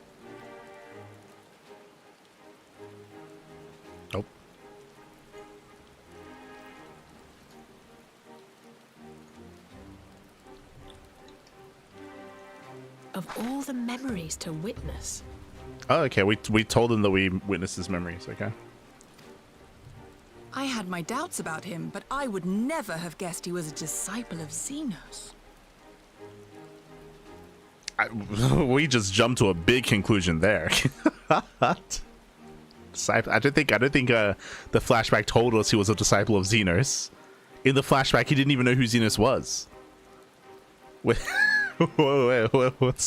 are you saying? He didn't know who he was. My lord. Calm yourself, Ugidi. I set no store by him or his enlightened brethren. But if by treating with them there is even the faintest hope, we might secure the return of our conscripted brothers and sisters, I must play this game. After the way I risked their lives in the rebellion, I owe them that much. My lord, you bear no blame for their fate. If not blame, then responsibility. They were prisoners, and still I chose to fight, knowing they could be executed in retaliation. But now we have a chance to bring them home. If it means bargaining with a monster, so be it. I think that's the phrase that we were concerned about. Is our opinion of this character should not be elevated to this level yet, at least. My lord. Besides, I think he likes me, which is more than some can say. He reminds me of a certain character.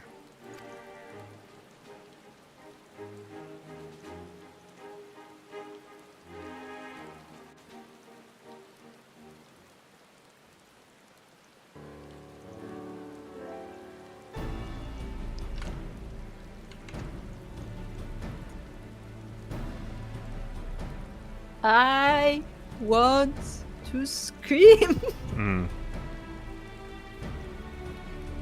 You know about what? About what? Where Hien is like, yeah, besides, it seems like the guy likes me, unlike some of us. And then she's so sad. And like, I'm like, no, she is not sad. She knows exactly what's going on. Yeah. Like, and if anything, I would see if I was able to pick the response, I would literally wink to Hien at that point. Like, yeah, good one, good joke. Like, because no. See, like that's what I mean. Yeah, like, they want to portray that our character doesn't. Than I. 100%. I agree. They're making it look like our character doesn't like that we're working with them, but like that's not how we feel. Like we not should. Not even that. Be. Like I think that's not even the problem. Like they portrayed as if our character is very emotional and anything that happens very much bothers her emotionally. Mm-hmm. It's like, oh no, he said a bad word to us, like kind of thing, you know? Yeah. We're like with the like experience that we have throughout like many like battles and like conflicts and not even like, you know, weapon conflicts, but like conflicts in terms of like negotiations and stuff. We have enough experience to know what this game is, and like we should be more level-headed than that. We should be more composed. Or, yeah, we should be more composed. Or you give us a choice and like let us play the character, because this is supposed to be an RPG, and like it often happens that like I mean, let's be honest, in Final Fantasy XIV, like the choices don't really matter. It's all like flavor text. But then give us that flavor. Let us respond. Let us like give us an option to choose how our character feels about this. Like maybe somebody plays a character that's like more emotional. Maybe somebody plays somebody like who's supposed to like more stoic. But like we don't get that option. We don't get the choice. And that bothers me a lot for something that's called an RPG. That bothers me. Yeah.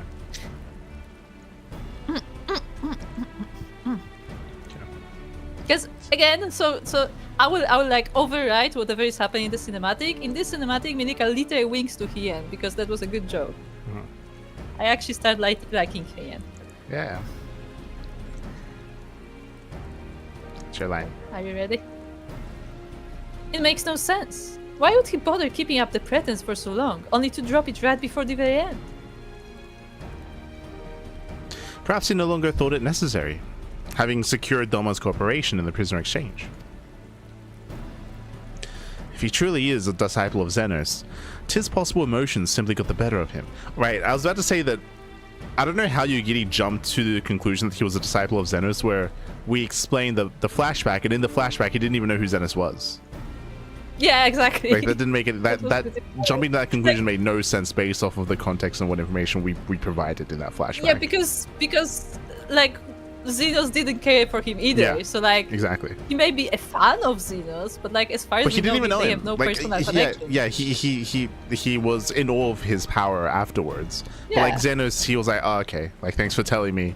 Yeah, he just like About moved on. Lord Like Kyan, he yeah. didn't even he didn't even ask for his name. He has Yeah. no idea who that Exactly. guy is. Like there was no Calling him a indication. disciple is funny. Yeah, there was no indication that there was any kind of closer connection there. So like we just jumped to that out of nowhere, which might, I mean, it might be the case now, but like in the story, like we have shouldn't no- arrive to that conclusion yet. No, yeah. We have no info on that. Also, I don't like that they did call him a monster. Yeah, I didn't like that either. Yeah. Like that bothered me because, as I said, like that's not how I feel. Yeah. But at least I'm glad that we told them like the whole story together with the flashback. So, like I was hoping that like maybe they can understand with context, but like clearly some people can't. So you know. If he truly is a disciple of Xenos, it is possible emotions simply got the better of him. Remaining calm around the man who slew his lord will have taken his toll. Again, did we kill him or I'm not? glad that He's saying here that we killed him. we think they killed him. Like we still have no information otherwise. But I like that Hien is pointing that out. That like he literally just says that his reaction makes sense. I like that Hien is pointing it out. Whatever the explanation, now is not the time for hasty reprisals. We shall proceed as planned. The Red Kojin must be placed under surveillance, and the Guardian prisoners made ready for the exchange. But you need not concern yourself with the details. Leave the affairs of Doma to us. When the hour of the exchange draws near, we will call for you. I should certainly hope so. Whatever the Empire's true intent, we would be on hand to play our part, either to defend Doma or to help usher in a lasting peace. I thought we might use this time to return to Eorzea, but given the validity of the situation, mayhap it would be best if we remain in Kugane. Why not here in Doma?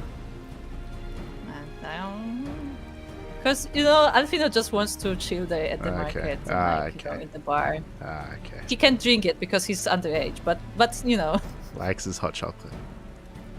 Yeah, he likes his hot chocolate and dango. Agreed. Between Yotsu's amnesia and Asahi's dubious agenda, I'd say we have ample reason to remain in the neighborhood.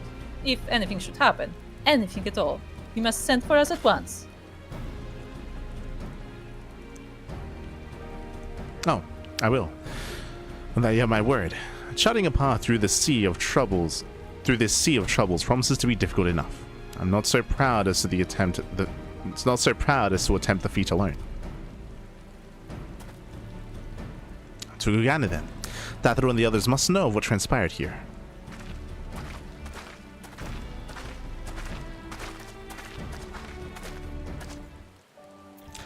Yeah, I appreciate that despite what just the revelation here, like it's like, okay, that doesn't change anything. Like we're still gonna like go through with the negotiations. We're still going to like work towards peace. Again, this like questline makes me like more impressed with Hien because he seems more level-headed and actually like, you know, planning steps and not like just judging people by I think they said. It's two things. It's that, but also I think it's probably just a breath of fresh air after spending so much time with lists in the previous patch. Like comparing leaders, like we spoke out of it before, like even like the scene of them sitting on the ground, like contextually they are different from each other, even though technically the same thing occurred. Like it's very different given the context of what happened. Like and the negotiation, the dialogue that's taking place. And what's crazy here as well is that, remember, Hien, he isn't even like an experienced leader. Remember, like his father was in charge. Yeah, he's like a young prince kind of thing. Yeah, his father was in charge. He never had time to lead. He only became the de facto leader because his father died. Like technically he should have like almost as much experience as Liz, because even though he got put in charge, he went into isolation immediately. He went into hiding, if you recall. I will argue though that like the difference is that he was raised in the castle, so like he probably was like you know, groomed to be a leader from the very early age. So he probably has like more education on that. Yeah, and he probably listened to the people that were educating him. That's what. I mean, isn't that also like very like, because like they stylize it for like very like, you know, Asia, for very like Japanese and Chinese and so on. Like, wouldn't it also make sense that he would be like more respectful to people teaching him? Yeah, for sure. Because he is like, I don't know if I would go as far as honorable, but like he is respectful. He is respectful towards people. Like I feel like that's kind of like, you know, maybe like part of his personality / culture kind of thing, where Liz is like very like independent and, you know, she's just gonna do things because she wants to. Are you giddy? Soon we shall see if Asahi is true to his word. If not, I will be glad to cut out that silver tongue of his. Hold your horses, lady. That's very brutal. That's very... Yeah, but that's exactly what I mean. She just switched like, oh, so we should kill him. I'm like, no, that's not what I said. It's like, that's exactly my problem with it. Is that like they like, it feels like a lot of the characters just want to jump instantly to the other side. Yeah. If what you saw of the ambassador is an indication of his true nature, this prisoner exchange may not be what it seems. In fact, I'm beginning to wonder if your encounter with the Red Kojin was more than mere happenstance. Well, I mean, if you remember, that's why I said that... wondering about that. Yeah, we already said that they left it open to the idea that they were paid off. And that was staged. We already set that up. It could be. I'm willing to accept what Yugiri said because she's literally an assassin. Like she's like that's her job. So that's like, so I'm forgiving that like her approach is very direct like that. Like it's fine. As long as you don't actually take that action. Like, but like her. Yeah, she's an assassin, but also I feel like. Here's the sad part of it. When she was first introduced in Heaven Sword, that's when she was introduced, right? Yeah. Or was it's still Realm Reborn? I think it might have been Realm Reborn post patch actually. Yeah, but regardless, when she was introduced, she seemed very mature. Yeah, like I agree. Like, you know, she was like the leader of her people, and she was like wanted to do right by them and stuff, and like she was like leading the shinobi as well. Like she seemed very mature. But as we entered Stormblood, she seems very emotional suddenly. Like she's like, oh my god, they did this, oh they did this, they should just pay for this, and I'm gonna strike Xenos myself. Like she seems way more emotional and not mature at all. Yeah, they you could argue that they changed her character. I would say that. Like it's similar to we spoke about another character in a similar way where like you could argue retcon or like they just reveal more of the character over time. Regardless, like the direction of the character was changed to make her be more this way. Where originally her character wasn't written in such a way, but like they've decided now that you're spending more time with Yugiri, like this is now the kind of like character that she's going to portray is someone who's more emotional. Because originally she was like very mature, and you know she seemed more like, you know, planning ahead and stuff. Like you know, she was still like a bit lost in it. Like you could tell that like she was kind of thrown into it, and like she wasn't meant to be like a leader of her people or anything. But like she still like seemed more level-headed, and now she just, you know, wants to stab anyone at the wrong time. Yeah. We already spoke about we spoke about this with Yugiri last time, because if you remember, we had this conversation about her backstory being quote unquote retconned because of her heritage.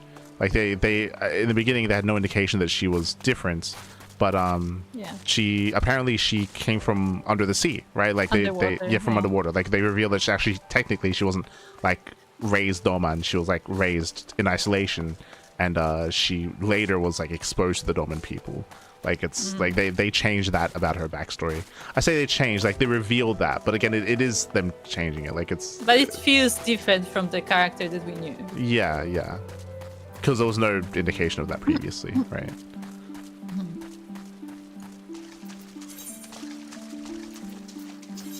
Also, Soko saying he went dreadful Dango, irredeemable. Now I understand why Soko hates him. It's because of Dango. True. I mean, Soko loves Dango, so clearly that's the biggest offense.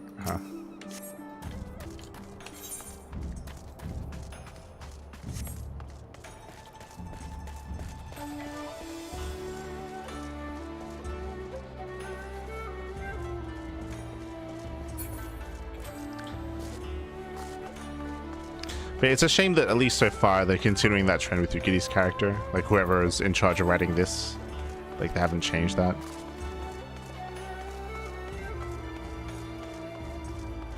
I am actually still upset.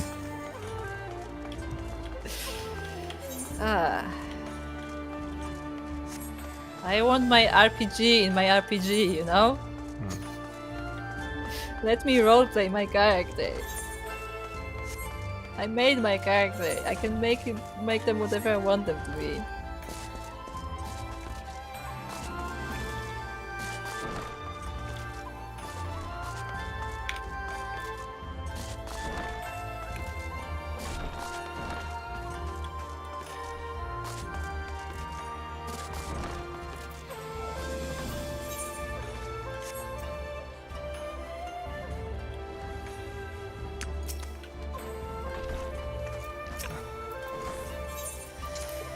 Oh boy, it's this guy again. Let's say. I don't envy Lord Hien. So much rests on his decision. You know. Since we have naught else to attend to at the moment, perhaps this would be a good opportunity to look into the present state of Garlemald. Though I should probably speak with Tatru first. Are we finally gonna... Oh yeah, remember how Alfino spent all of Sion's money? True. He's about to get a scolding. Welcome back, Mirika. We heard the good news about Gusetsu. I knew you'd find him. Hancock.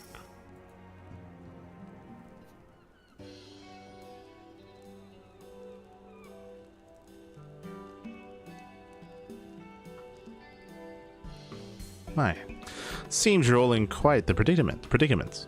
Well, should we receive any urgent missives from Doma, rest assured that you will be the first to know of it. We have link pearls. Why are people sending letters around? What? What? Okay, screw the link pearl business. Why are we sending letters to Hancock? Yeah, Why does the East Aldenal Company get to see our letters? I am very concerned. Makes no sense. Yes, of course. We're discussing ideas to replenish our coffers, but I suppose that all can wait if any urgent news should come through the office. About that, I wish to apologize, Tatru. It was reckless of me to make such a purchase without first consulting you. You may be certain, however, that I mean to reimburse the Scions, even if it means drawing upon my personal funds. I thought he's gonna say that he's gonna be drawing and like selling his drawings. Shame. He would probably earn a good coin for that. He's supposedly good. Huh. That's very thoughtful of you, but I'm sure it won't come to that. If Soroban's business proposition is as promising as it sounds, Mirka should have no difficulty wiping the red from our ledger. Why are you so evil, Tataru? Forgive me, Light. It would seem I have unwittingly heaped my financial troubles upon you. I swear I will pay you back. Though I fear I will struggle to cobble together anything of monetary value, knowledge I can gather in abundance. To start, I plan to investigate the divisions forming within the Empire. Mayhap Riol and his associates have heard something on the subject. Regardless, the more we know about the politics of Garlemald, the better our chances of predicting the Imperial's next move, which might yield you an advantage on the day of the prisoner exchange. Knowing what we do of Asahi's apparent resentment towards you, I cannot say what he hopes to gain from it. But if there is even the faintest chance that a lasting peace could be forged between Doma and the Empire, what choice have we but to try? Lord Hien had the right of it. Asahi may very well be a monster. What? There's no indication he's a monster. Why? Right there! Stop this! Stop this! He's a person! Respect him! He's a person! I will defend him. He will probably end up to be the big bad of the post-patch, but I will defend him. He's a person and he has the right to react the way he does because of what he knows. You know, he has different perspective than we do. But we must play his game for now.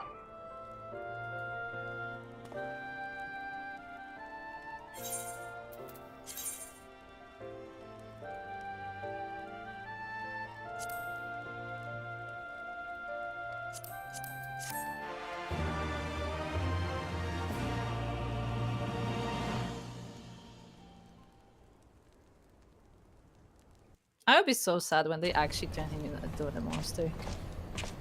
Because that will be tragic. I think we're about to get some Okay. dialogue.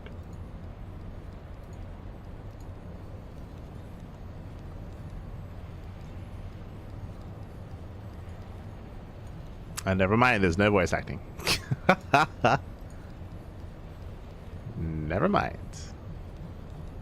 I was hoping for some voice acting. Nope. Who needs voice acting for the scenes? Arranging the prisoner exchange proved easier than I thought. Now we're gonna fill the prisoners with bombs. We're gonna. I mean, yeah, they probably will do something like that. Like they're gonna make him like pure evil, and I think that's lame. Yeah. Yes, my lord will be most pleased. Everything is going according to plan.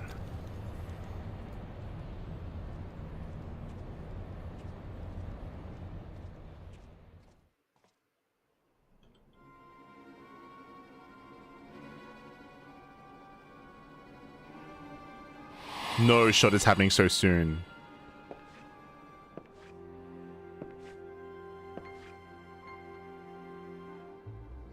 Can you truly remember nothing? Nothing at all? Okay. We're getting flashbacks. Were we friends? Yes. We were good friends, you and I. In fact, I've brought you a gift. No shot we didn't frisk him. No shot. Come on. That's just silly. That's just stupid. He's gonna give her a bomb.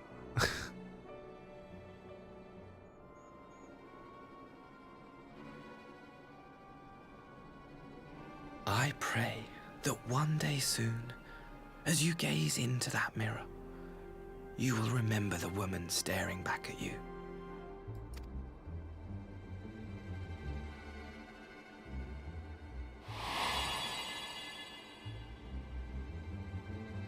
If it's just a mirror, that's fine.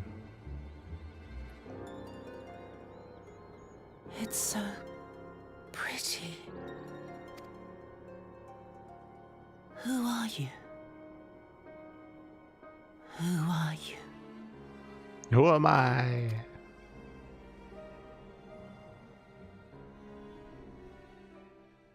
Meanwhile, in the Imperial capital. Is Zenith alive?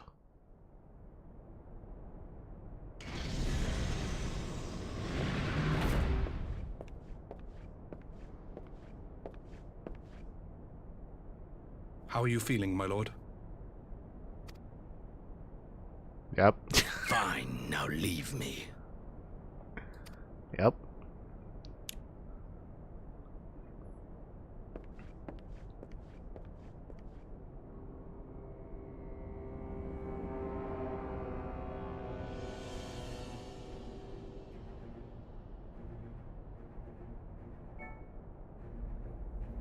Again, this screams Rise of Skywalker. Like, that's what this is. Like, it's like, oh, suddenly Palpatine is still alive. It's like, what? It's like, because the writer just wanted that. Like, they just disagreed with the previous decision.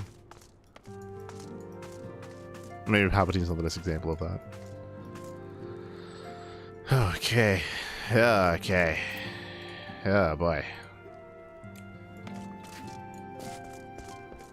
So, on a scale from 1 to poisoning Sultana, how disappointed are you? No, I already knew this. Like I told you, like I already knew this was the case when they revealed the backstory of Zuko.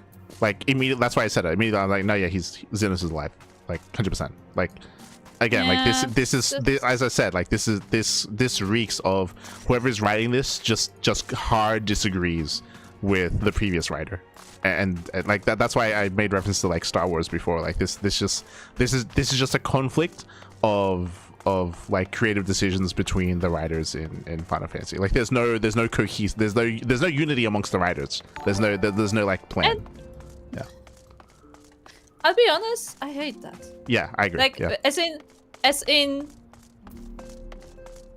I feel like I always want to say that people writing fan fictions do a better job at the, as in, like, specifically what I mean is that most, not all obviously, but a lot of the fan fictions that people write will try to make a stories in spaces where they are. So like trying not to change the actual events that happened, but like, you know, fitting like their own narrative in the spaces that are left empty.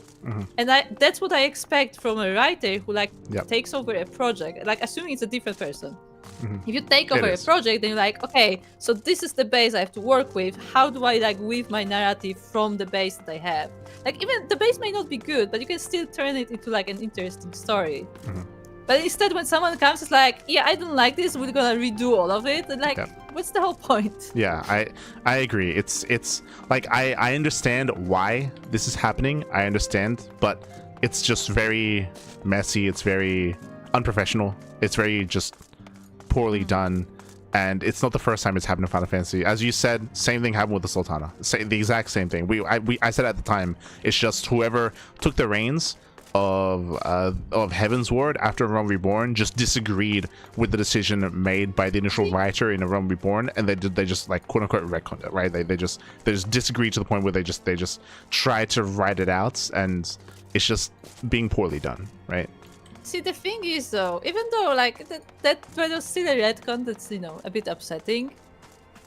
I am more okay with the Sultana because she was poisoned and you can like play it around. It's like, oh, like they were able to like heal her or whatever. Like you can play around with like the physical condition, but we saw Xenos die. We were there, present, and the people who are with us would have had his body. That's the problem I have, that there are two like very clear obstacles there to actually be like, no, yeah, he's fine. No, you know what's gonna be? There's gonna be a line that says, you see the fabric of his clothes. They're gonna have the same line they had for Azula, where it's like, the fabric of his clothes that he didn't yeah. have on his neck stopped the sword that he used himself. It did. Yeah. But like, and obviously he knew that. That's why he did it. So it was all like, you know, theater. Exactly. His skin is actually metal. No, his sword is actually, it's like a rubber sword.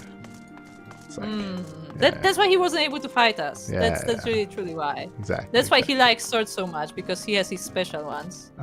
Thank you for the follow, Maya. Thank you, by the way. But yeah, it's again, like we've seen it before, and it's just, it happens in media every now and then. It's just, as you said, it's really poorly done. As you said, like you expect writers to try to do the best they can to weave their story in to make it the most sense as possible, to make it as most cohesive. Otherwise it just ruins the immersion, right? It just takes you out of the story, and just it starts to make you think these like meta, think a little bit too meta, which just takes you like out of the story itself, right? Yeah, you don't think about the story as a story because like those events are too improbable to happen. Yeah, and you start thinking of it more as like decisions made by a person for their own, you know, reasons. Again, like I bring it back to like what I said, the Dragon Ball problem. Nobody really dies except the you know, the ones that the writers just decided that they're gonna die. Like the death doesn't mean anything because 2 patches later somebody may decide that they're just back. Yeah.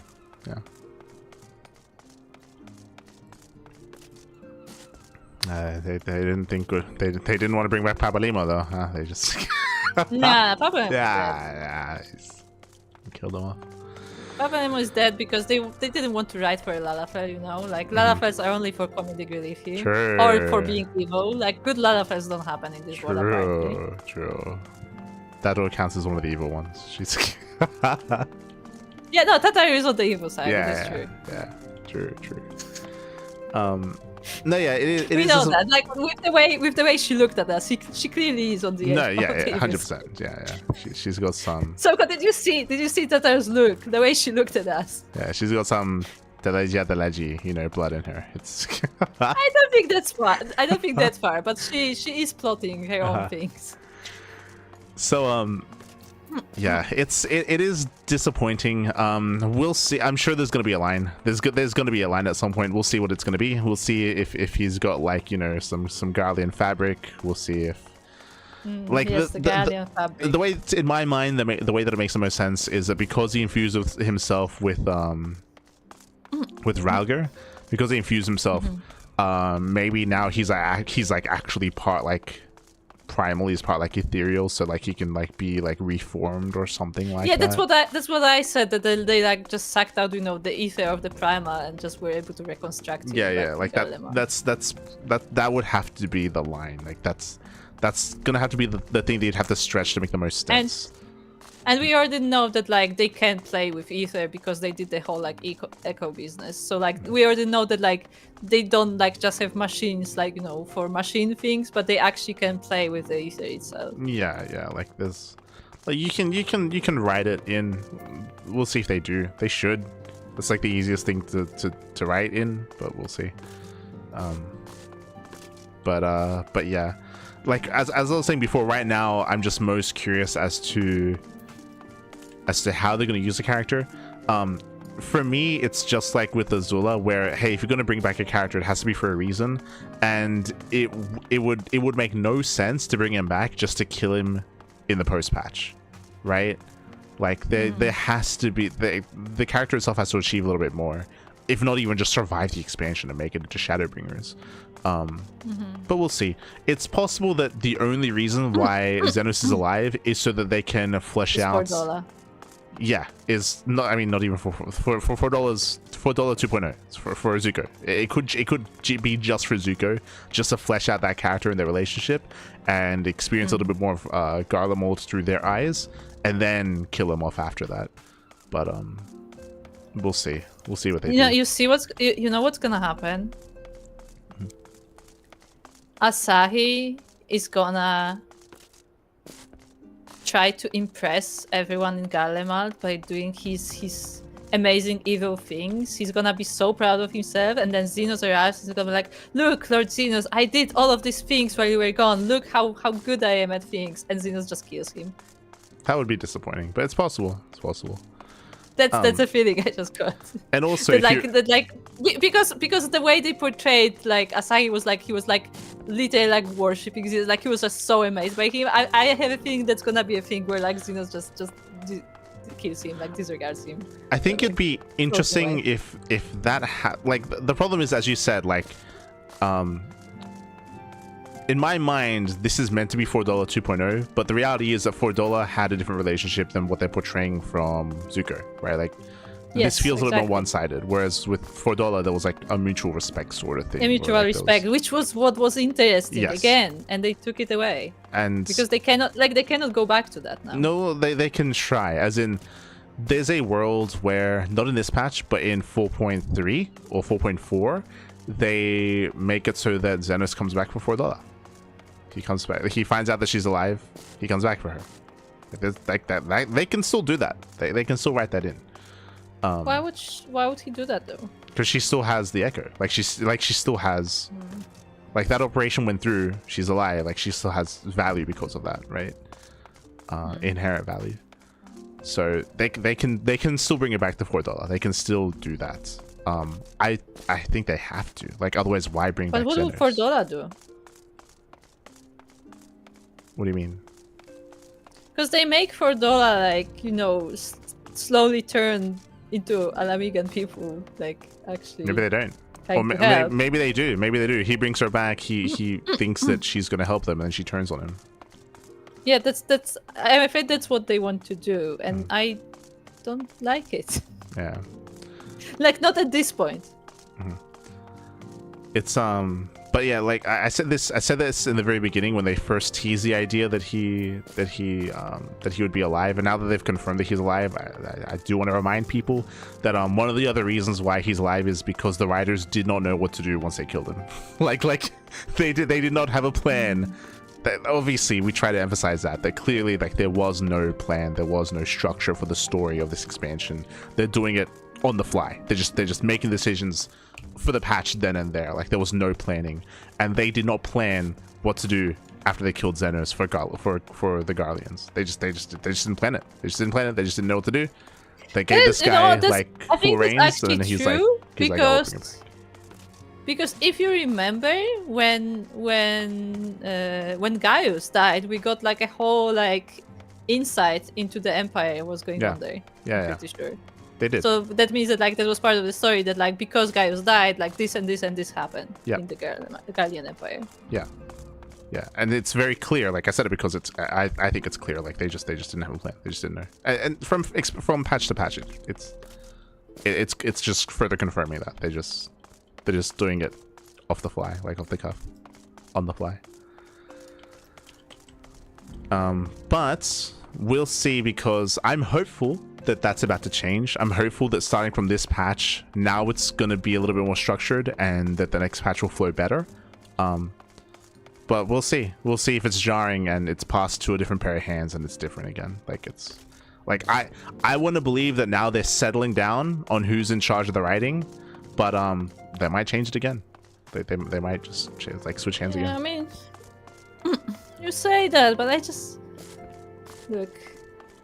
They already disappointed me with this story because I genuinely feel bad for Asahi, and I want my character to show that. Yeah. That like I almost wanted her to have an option to just say, I don't despise you, I don't dislike you. Like I don't blame you for who you are. Yeah.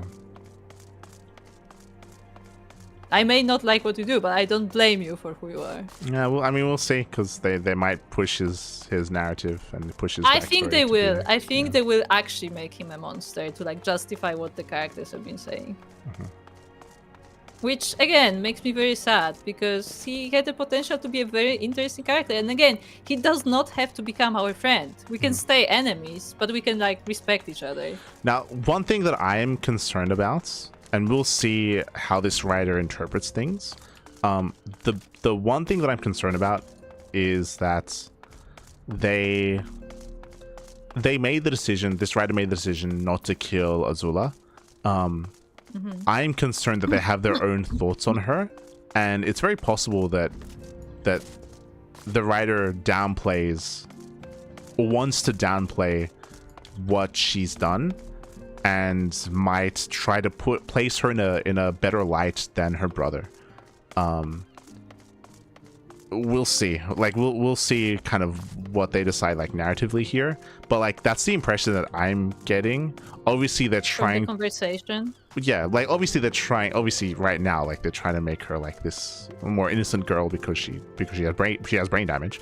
But it's possible that the way that they're writing it, they want to shift like your animosity to her brother instead, and make you forget about what she did.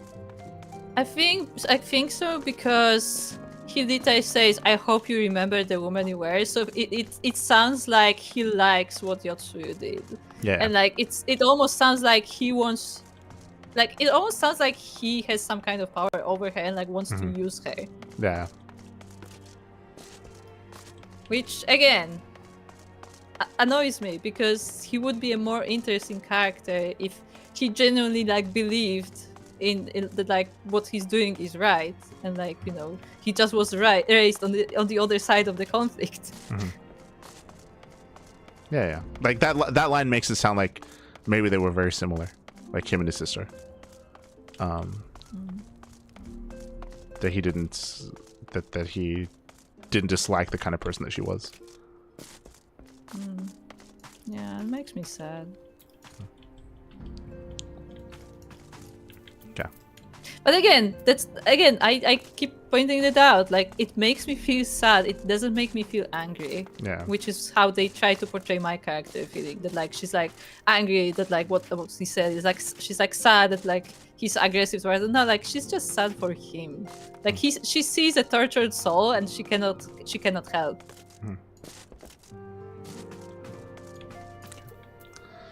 Let's say.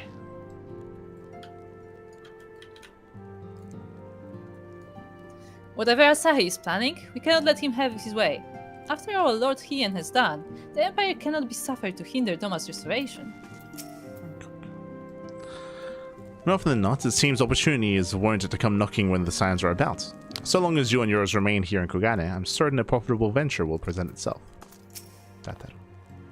Why are we keeping you around? I will replenish our coffers, you wait and see. If all goes planned, we will recoup the cost of Gosetsu's blade 10 times over. Now, before we speak to Afino, do you want to continue this quest line, or do you want to go and speak to Soroban? Because it feels like we're leaving that quest behind, and whatever Soroban had planned sounds like is injected here. Sure. Okay. Sure. Okay. Sure, Let's leave. Let's leave. Afino, we speak later. Yeah, Alfie, you just stay put. Just make sure Hanko doesn't stab you, okay? Because if you remember, Watch your Soroban, back. he wanted to speak to us, and we like abandoned him on the beach. Yes, we did. And it sounds like what he wanted to speak to us about is maybe already happened in the story, like based on what Tata was saying. I don't think so, but I think it's fine if we check it first. Okay. So hello, Soko. Hello. I would say the new outfits you have are very rosy. It's interesting. Because there's a bunch of new outfits. Oh yeah, that's the new gear. That's the new level 100 gear. Yeah. Yeah. There's a lot of roses in it. Yeah, I was looking at it, and it's like very like Valentine-y. It's like very pink and white. Very pink and white. Like the sets for all the classes. Are they like this by default? Yeah.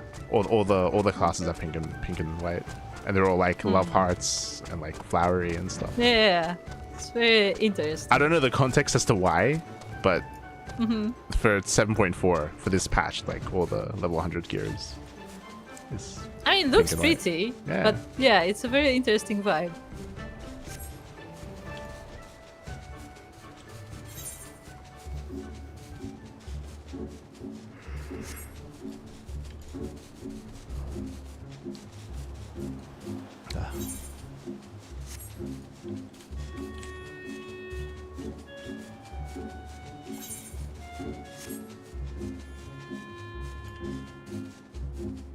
Sometimes context makes sense figure, sometimes not. Don't worry about that. Okay.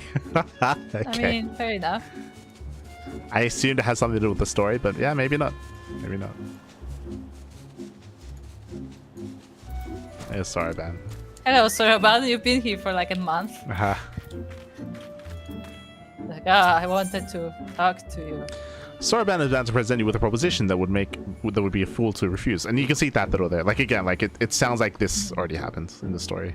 Because Tataro was making reference to it. Ah, you would know more of my venture. Excellent. I should be glad to tell you all I know. Though perhaps it would be easier to let our anonymous clients speak for his or herself. Here, their missive. Anonymous client. No. For the Ruby Sea, and for all who call her home, we seek the aid of the warrior, who laid low the Lord of the Revel. But first we bid him make haste to Hell's Lid, and quell the Oni that dwell in its deepest depths. Should he succeed in this test, we shall speak of the true endeavor, and consummate reward. Is this like, Red Coaching Extreme? Or hard, maybe? Strange proposal, though it must be noted that they knew both of your deeds, and of our part in them. The Red have no love of trickery, so I doubt it a trap of theirs. And should this client have honest intentions, then for the sake of these warders, it may behoove us to engage them further. As for the test, enclosed with the missive was a magic dagger, along with instructions as to how it may be used to open a hidden passage into the depths of Hell's Lid. Should mention that this dagger is old and exceedingly valuable, that our client was willing to entrust it to us without a guarantee of our cooperation, but speaks considerable wealth, and more importantly, considerable reward. If you're willing to undertake that trial, I shall journey to Hell's Lid, and prepare to open the path. But given the financial incentive, I think it for the best if I went and fetched Mistress Stathidal. Wait for us then.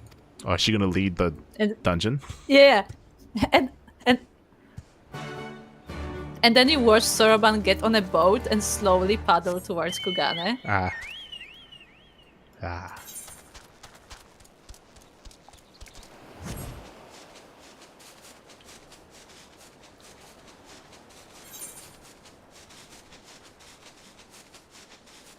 Look, if there's money on the line, there's nothing that will stop that, though. I mean, yeah, she's gonna just swim, without a boat. Yeah. Just herself. Yep. What is it actually? What is it called in English when you just swim? You know, without a boat, you just swim. It's called What swimming. is it called? Yeah, but is it just swimming? You just like cross a river swimming? Yeah, cross the river, swimming. Okay. Swim through a river. Yeah. Okay. Because there's a specific word for it in Polish, so I was looking for one in English, but It's I guess called there is swimming. Yeah. none. I guess the thing is that because swimming as a verb can be used for a boat in Polish. Like it's different from sailing, but it can be used for a boat. So I guess that's why we need a separate word for swimming personally. In Polish, the boats swim. They do. There you go. They do actually. They can sail, but they swim. Destination.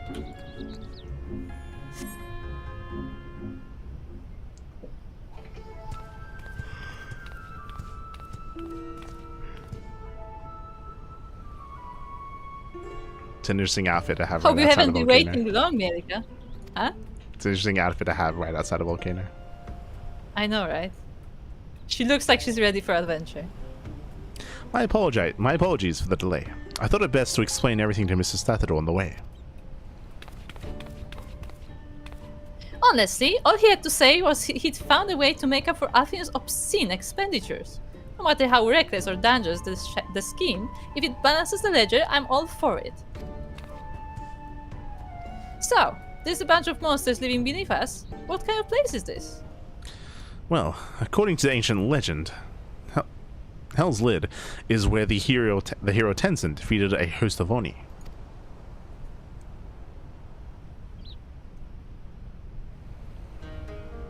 Oni were foul, evil beings that tormented the people of Ruby Sea, and this island was home to many until Tenzin, together with the four lords, drove the Oni into the sea. For his heroic deeds, Tenzin was showered with riches. He then journeyed deep into the mountains, far from the realms of men, and lived in solitude with his companions, happily ever after.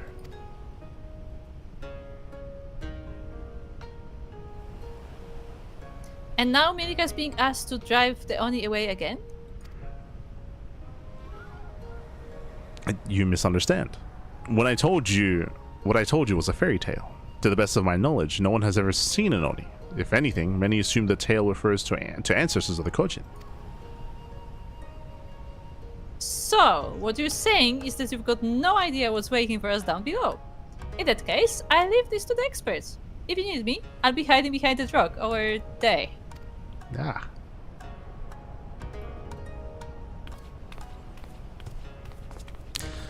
By experts, I presume she means you and your adventuring companions. I do hope you are not counting on me to join you in the fight. Not really. I just go solo.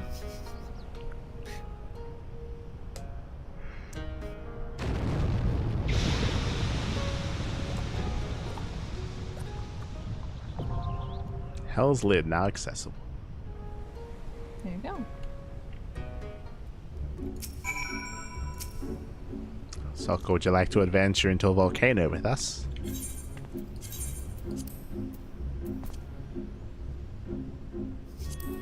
So everyone has something to say.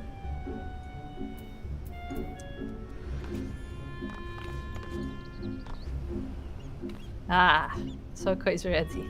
So hello, sensationalist. Yeah, hello. It's a very cute shark. It is a cute shark. It's from the thingy. What is it called? Marvel Rivals? Ah, it's a shark. Yeah. It is a cute shark, I will say. I know nothing of Marvel Rivals, but it is a cute shark. I only know it from the Carbot animations. Looks rather hot in there. So I hope this isn't a bad idea. Okay, Duty Finder. Dungeons. Hell's Lid. Having found themselves in a somewhat dire financial straits, the Sons of the Seventh Dawn are on the lookout for profitable ventures. Fortuitously, one appears to have presented itself, an anonymous missive from an individual seeking the aid of the warrior who laid low the Lord of Revel.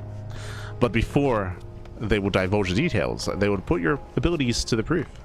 To wit, you are to venture into the hidden depths of Hell's Lid, a volcanic island once home to a host of Oni, at least according to ancient legend.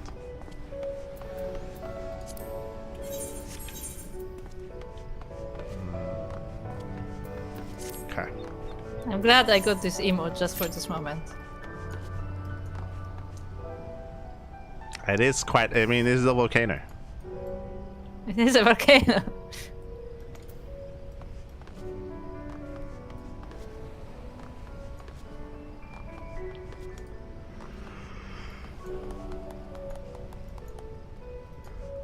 Ah.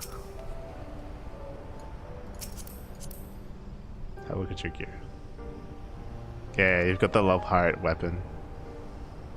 I was looking at this in the Marcode board the other day. Ah. That is very... What is happening? Like, are we going Sailor Moon? This gives me very magical girls kind of vibe. The MSQ takes us to become the next Valentino. We're gonna be Okay. the next Saint Valentine.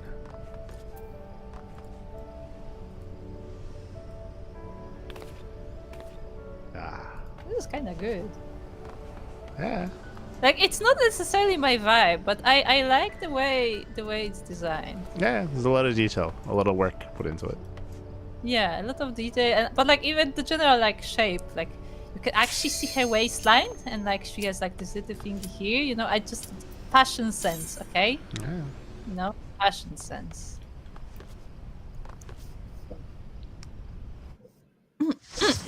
People didn't mean Yeah, to it be is magical girl, you said. Yeah. It does feel that way. Hell's Lid.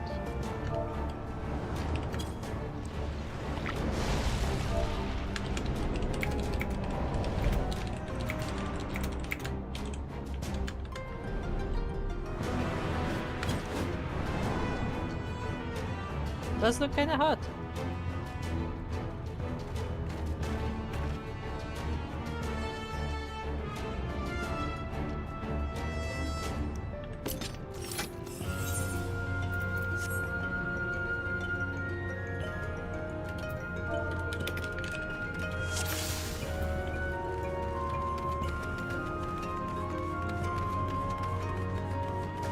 Your bow is covering your face.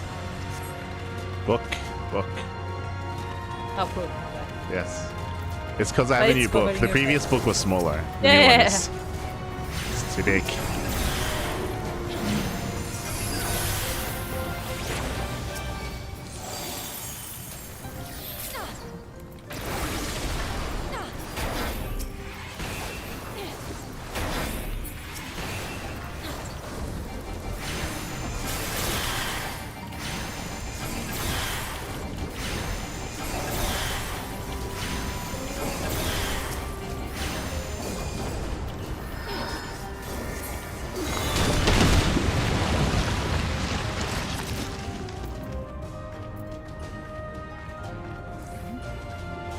What now?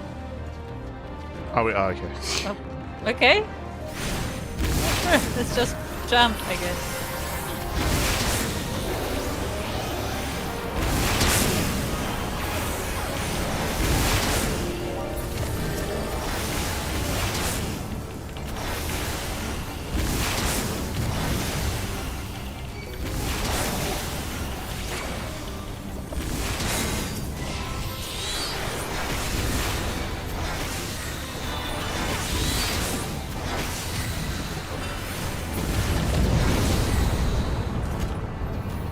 We're passing through the narrow sea.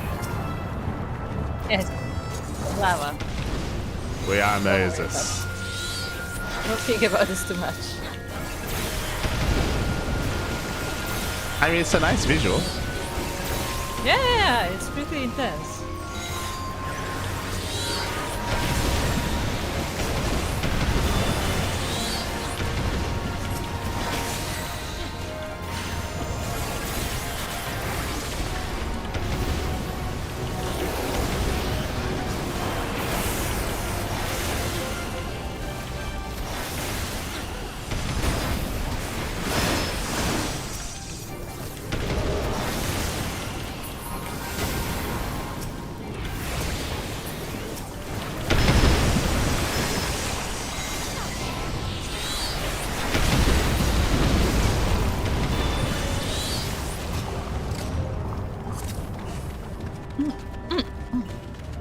this?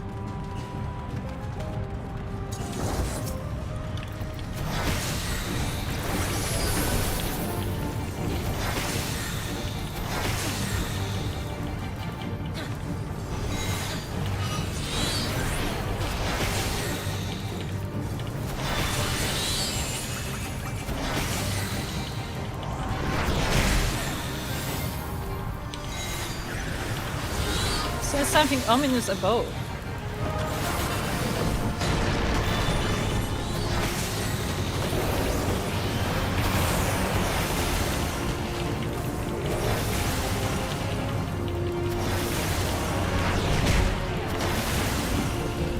I need to stop standing near him.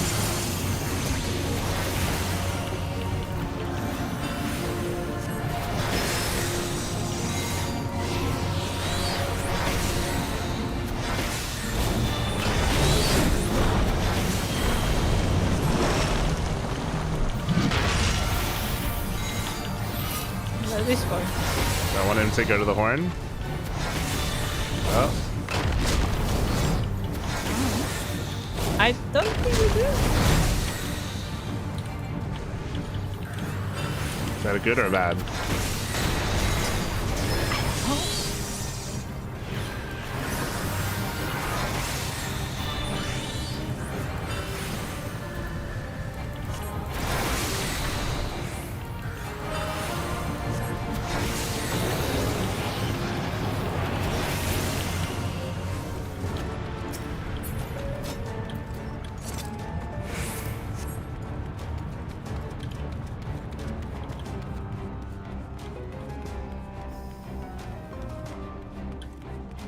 Oh look, there's like a big ferret.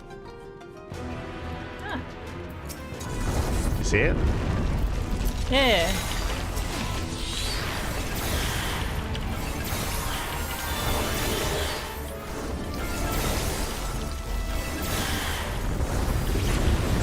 It's nice, they're naked. Ah, I know. Quickly cover up.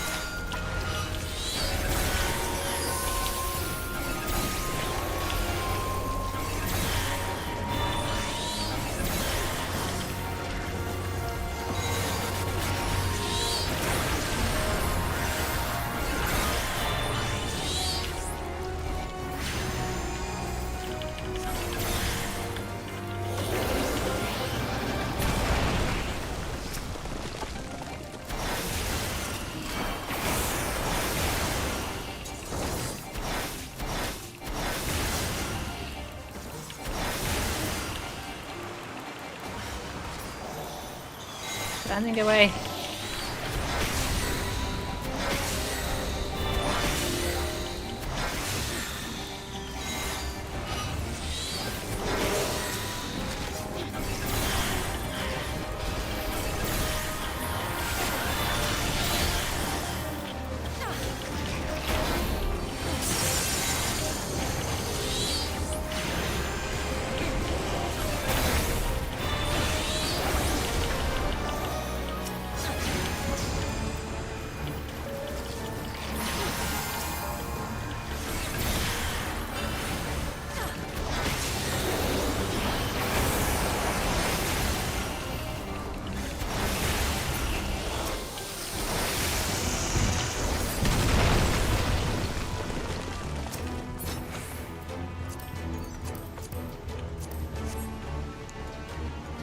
Hello. Oh, it's the ferret. It's not exactly a ferret. Not anymore.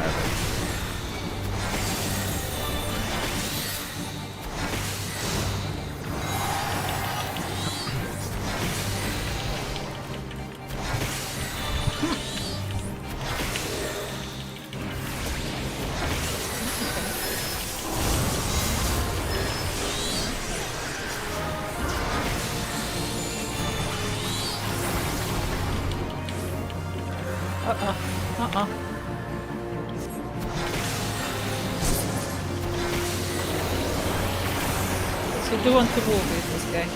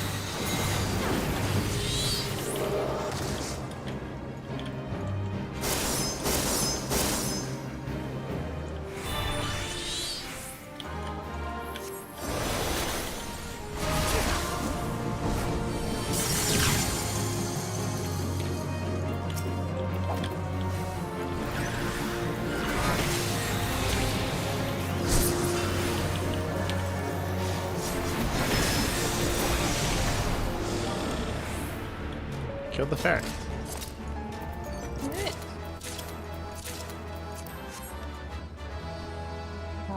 We're falling. Ooh, pretty. That's an appa. I like the blue lighting. Yeah, it's nice. In case anybody doesn't know yet, I do like color blue.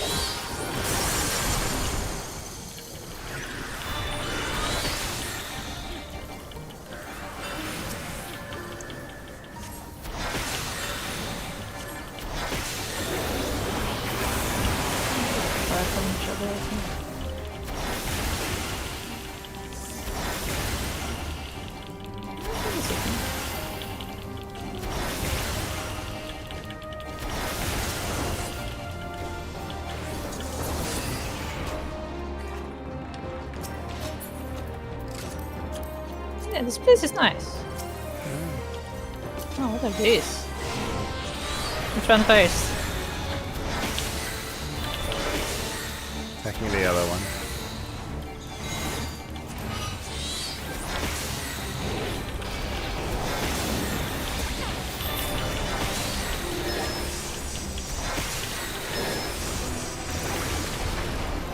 Uh-oh.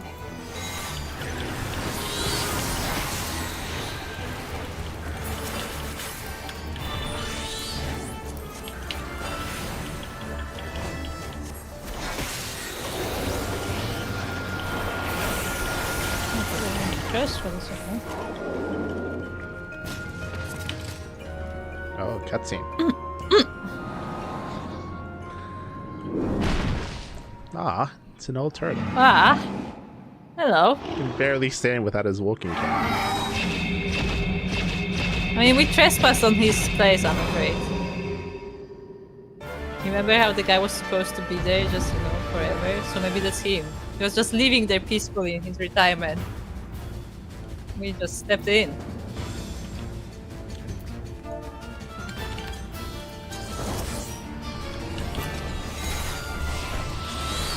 Keep pressing the wrong button.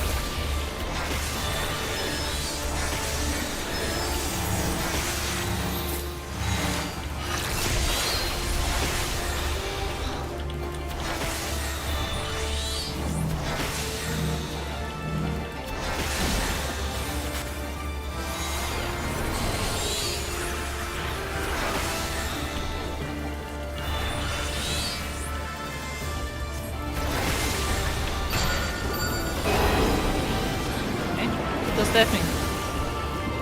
Are we supposed to be far away from this? Yes, okay.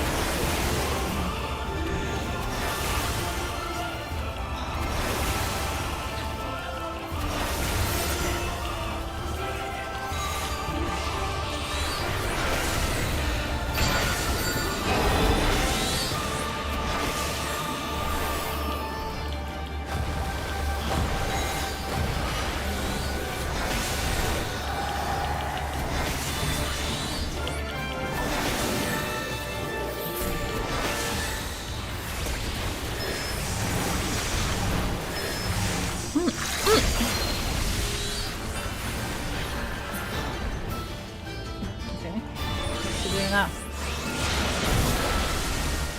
Now?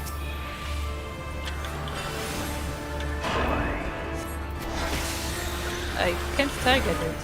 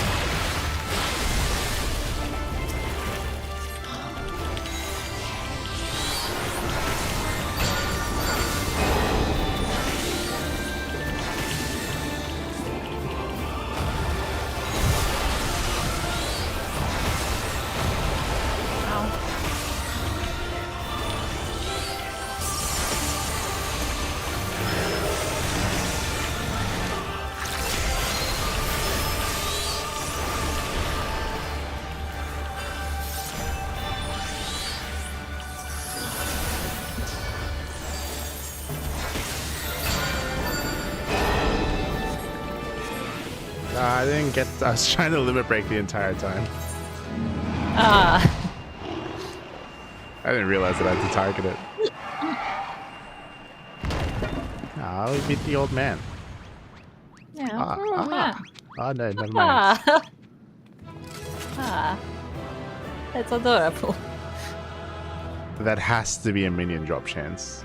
Has to Yes. Yes. It has to be. I already have 2 of those though.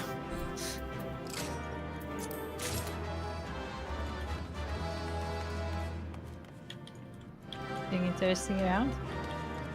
Hold on. be. I don't see any Oh, treasure. you can't leave. Ooh. It's a pretty place though.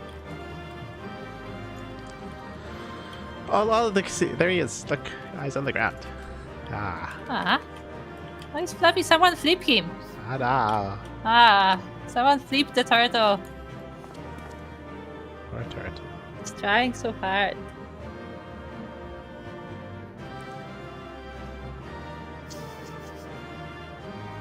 Someone flip him quickly.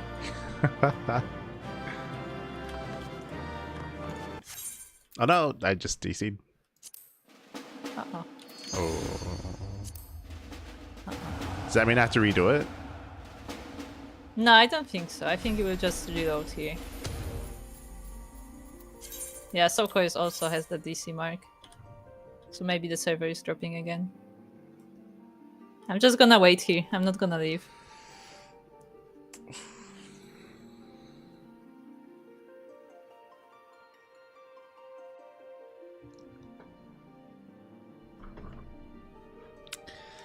Be a shame if to redo it. Yeah, so good saying we should be able to just hop into the like if you don't take too long, you should drop back into the duty. So it's fine. If we don't take too long. It shouldn't be that bad. And I'm still in game, so I guess my node wasn't affected. Yeah.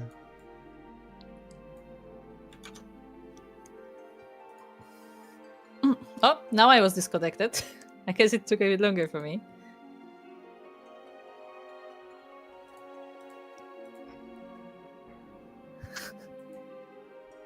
Soko sent screenshots in our Discord of Asahi being very threatening.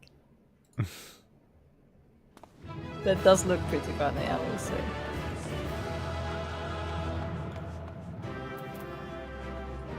Oh, I think some things are broken here. Oh. What do you mean? I believe everything's okay. I will wait with the turtle. Yeah.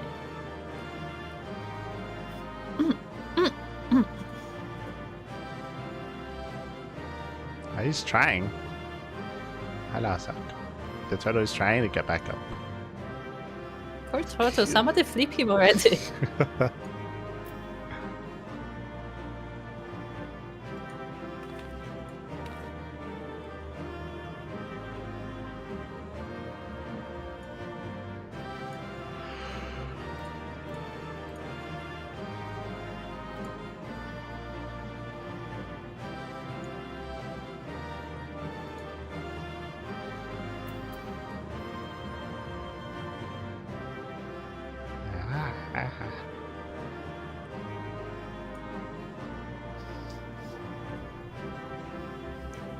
$155 left. I'm not gonna be there. But yeah, I tried to look up some like threads on like either Reddit or like the Final Fantasy forums about the servers, and apparently the problem is that some nodes in America are just not very good, so they fall very easily, and that affects like everyone because of it. That's apparently that's what people like came to the conclusion to. I don't know if that's what's causing it. I looked it up, and there seems to be a lot of the negativity is directed to Square, which is kind of weird. Mm-hmm.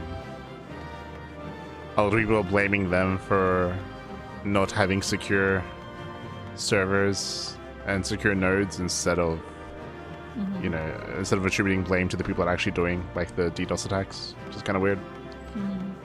But that seems to be where a lot of like a lot of the anger is being directed towards. Mm-hmm.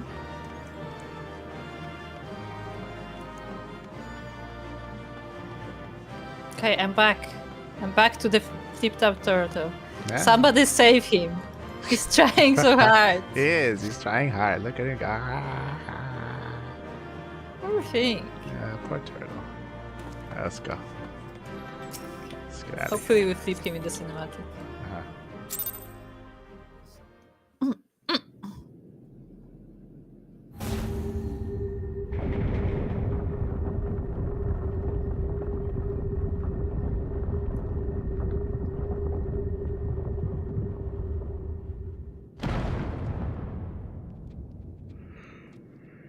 They're still there. Ah. Are we actually gonna flip him? Flip him. Do it. Perhaps we should turn him right side up. He's like your ancestor. You don't say so. Like just do it. Ah, The turtle is the size of Tataru, by it the way. is. So It to is. point it out. It's And like we're big- leaving it's- her to do it. It's bigger than her. Oh god. Yeah. Like, just flopped. Aw. Poor turtle. The heck? Oh look, there's the ferret. Yeah, there's a lot of creatures there. They're all tiny. We are the spirits of Christmas past. Yes, pretty much. Oh, marvelous, a marvelous performance, truly marvelous. But then you did the best. Then you did best, the Lord of the Revel.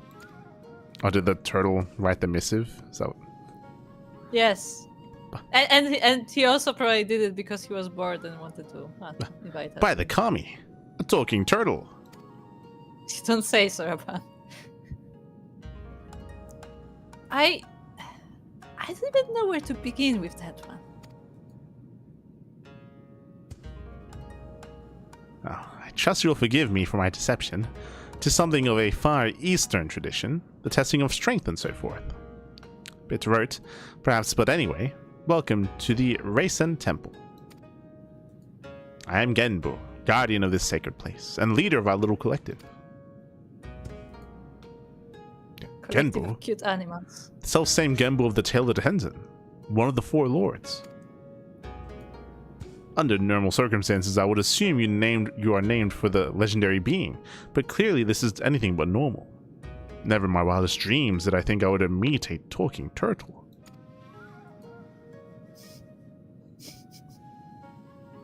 What? Oh, but every one of us here can speak your tongue. Is it truly so surprising?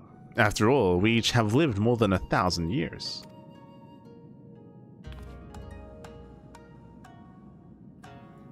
I knew turtles were long-lived, but I had no idea that was even possible. In this wondrous land of ours, it is said that a beast which lives 1,000 years attains a measure of divinity. This temple is a place where such species may gather. But take no my word for it. Speak with my comrade and learn their tales, and we will talk of the endeavor after.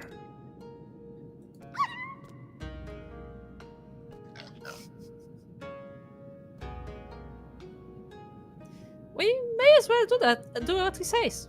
Besides, who knows what valuable secrets some 1,000-year-old animals may know? Ask us to pet them. Yeah. They're We'll like, scratch behind for you. hundreds of years, we have been deprived of belly rubs. We have been deprived of opposable thumbs. Ah, no. Okay, over here, there's Saraban. My Speak to Sar- ear has been so itchy. Speak to Saraban. Okay, hold on. Let me get there. Okay. How much more of the old tales are true? Speak to Inugami. Inugami is my name. Men speak it in hushed tones, mistakenly believing me to be a vengeful spirit that murders indiscriminately. I murder discriminately. Okay. I see. There was a time when I killed men by the hundreds, but that was in retribution for the countless creatures they themselves mercilessly slaughtered. It was most deliberate. Oh yeah, he literally just said that he wanted yeah, discriminately. Yeah. Yeah, that is the correct dialogue. Okay, cool. Well then. Further back in the corner. There's That's an it. otter I'm gonna go and and see a the sacred. But they don't have like a dialogue, but they speak. Ah. Haven't seen you around before. Are you new? Sure am. I just went through the change. Pretty rare for a rat to live long enough. Rat? I'm an otter, good sir. Hold on, the little That was a piggy good is one. running around. I didn't get to see. I don't see piggy. Yeah, past Where's Saraban. Keep going in that direction. Servan? Hold on. Okay. Ah, there's the piggy. The upper. That's it. I'm going to go and see the sacred something. Don't do it. Genbu's gonna put a curse on you. You can't scare me. Follow him. Look at him go. Just follow him. He goes up. He's like, none shall pass. It's like, I haven't seen the last of me.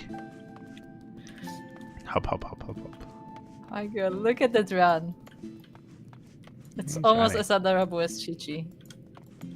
Gunga.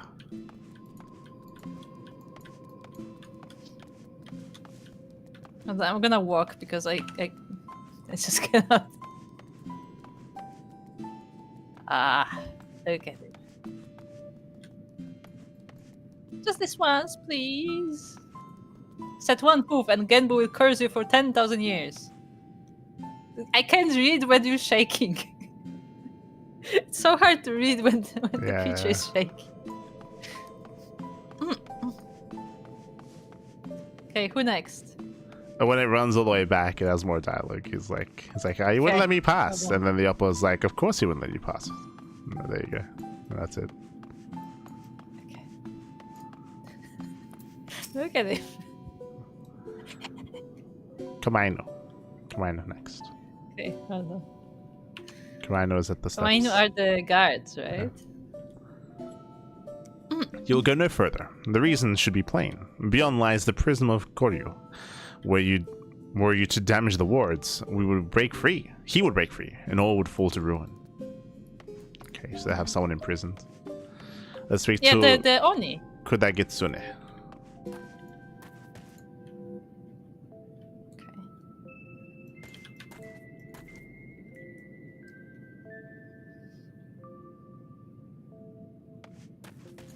Who's reading that? Me? Yeah. Okay. A friend of mine, Tamamo Gozen, once called this place home. Possessed of 9 tails, her power far eclipsed my own. But one day she left to live amongst man. What became of her, I wonder? If you chance to meet Tamamo Gozen, I pray you tell her that we all miss her dearly. I'd imagine next? this quest line takes us to her. Probably. Next we'll speak to the Kamaiti, the ferret. Okay. It's one of the quest markers. Kamaitachi. Yeah. Hey, that hurts. Didn't have to give it everything you had in that fight, you know? I only just went through the change, so it's not like I was gonna slow you down that much. Well, I suppose you didn't know it was all for show. That's probably really intimidating. Oh, right. You were asking about the collective, weren't you? Let's see. Genbu's the oldest of us. Oldest in the Far East, too, I think. One of the 4 lords. So you can imagine he's much more powerful than regular old Asposis like me. Oh, but you probably knew that already. I feel like this is one of the characters that just like speaks very fast. And kind of just forgets what he was saying. Tataru. Tataru.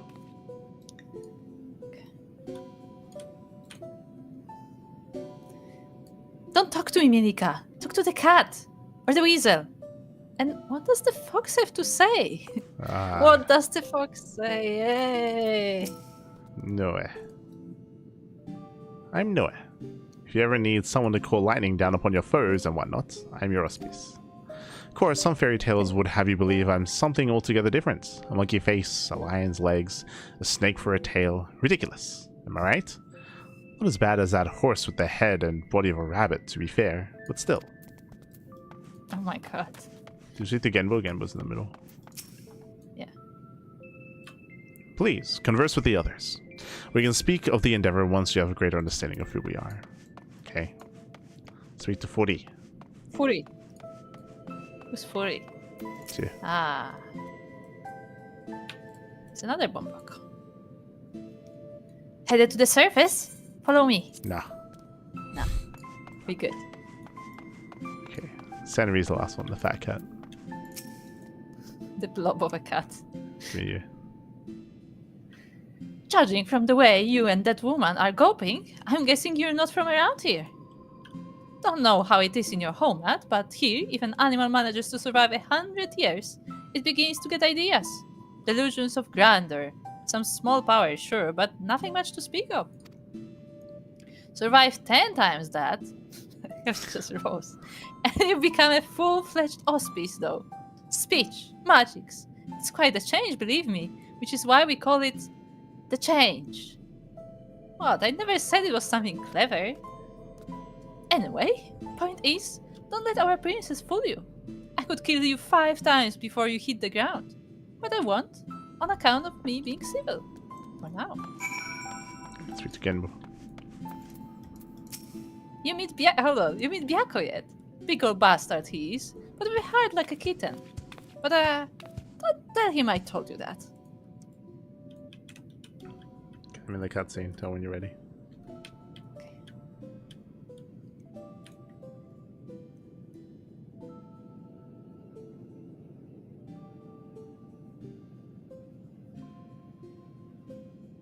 Okay. Now that you have a greater understanding of who we are, I shall tell you of the rather thorny predicament we now face. The divinity of we auspices manifests in a myriad of ways. For example, I possess clairvoyance, and with my preternatural power have I seen a vision of the Ruby Sea, of Yanjia, of Hingashi, subsumed by roaring flames. This is no distant future, I fear, and if we are to avert it, we must needs enlist the assistance of an exemplary warrior, one such as he who faced the Lord of Revel and lived. What should we do? What should you do? Fear not, little one, for I have a plan. But to understand it, you must first understand the duality which lies at the heart of we species. The Aramitama, the primal rage, the Nigimitama, the boundless calm. These elemental forces comprise the soul of an auspice, and it is only when they are in balance that we are truly ourselves. Alas, over great spans of time, or when caught in the midst of tumultuous events, this balance may be disrupted, and the soul may be divided. An auspice overcome by the Aramitama is a wild, feral thing, all the more dangerous for the divinity. Calamity and catastrophe invariably follow. Tremors and floods, which destroy men's works. Species can bring about these natural disasters. How frightening. Perhaps. But you must remember that there are auspices who delight in aiding the peoples of these lands. Auspices who may have even wreaked havoc in the past. Recall you the tale of Tenzin and the Four Lords. The one Serban told us before, about the samurai and the auspices who drove the Oni from the island into the sea. Just so. Yet I fear his accounting of the events is not quite accurate, for it was not Oni we in Tenzin cast out from this place, but an auspice. An auspice with the power to move heaven and earth, Goryu. Wholly consumed by the Aramitama, he stoked the flames in this island's heart until it very nearly erupted in a fiery maelstrom. Tenzin led us in battle against our mad brother, and together we sealed him in this temple. But as the truth of the tales fade from memory, so too do our wards weaken, I fear. Should Koryu break free, he may well finish what he began, and ensure my vision of flames comes to pass. So, long story short, you want Mika to give you this Koryu, what for, when he wakes up?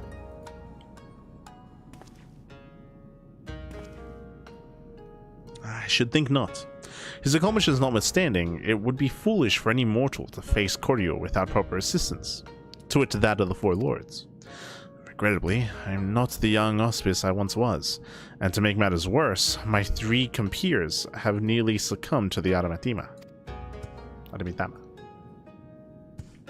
Kami forfeit. 3 of the Four Lords have gone mad. The Ruby Sea is doomed. Nearly succumbed. Mika Sorban is the pessimist. Nearly. Alas, in marshalling their strength to retain control, they are unable to commit their powers to the preservation of the wards, holding Koryu in his prison. And now that you have full and complete understanding of the situation, we may at last discuss your part in all of this, warrior. I would have you and your comrades face mine in battle, and to quell their raging Adamitama. What say you?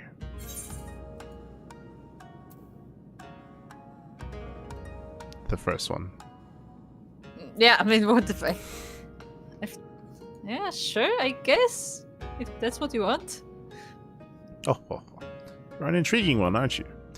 We are grateful for your assistance. Let us brook no further delay and introduce you to another of the Four Lords. I informed Byaku of your arrival when you first entered our domain.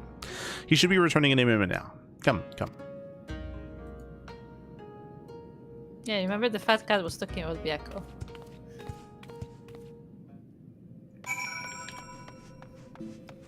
Ah, it's a big boy. Ah. Again. Don't be shy. He doesn't bite. Not without cause, at the very least. Tataro. He's quite a bit bigger than the other animals, isn't he? Ah, a magnificent coat of fur that shimmers as snow, as befits Byaku, the white tiger of legend.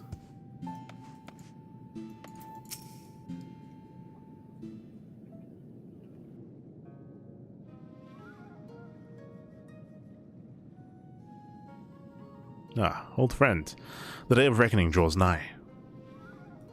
The wards will fail, and Koryu will break free. Before he does, you must quell the raging Adamitama in your soul. This warrior will help. Download his strength, for he has danced with Susanoo himself.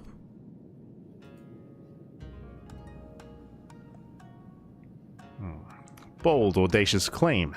Yet if Genbu believes it true, the more I look at you, the more of him I see. A similar presence, perchance. A light. Very well.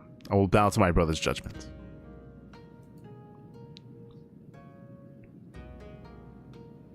Wonderful. Then without further ado, I shall bid my comrade relax and surrender to the Adamitama. What? Here? Now? Want he go on a murderous rampage? Wait, yes. That's the point. He'll be reduced to a feral beast.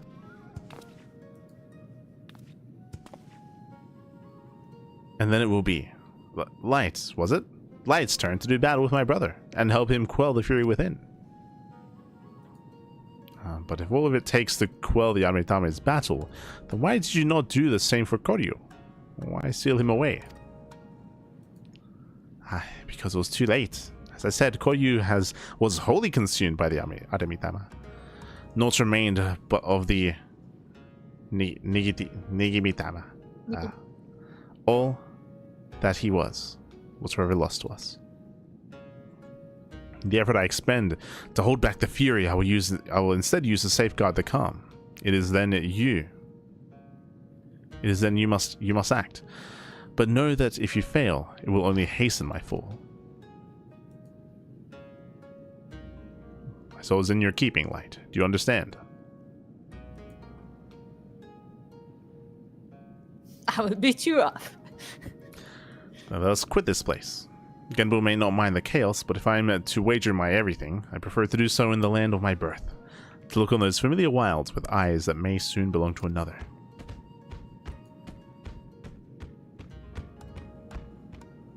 When you return to the island, look for Fruity. He will guide you back here.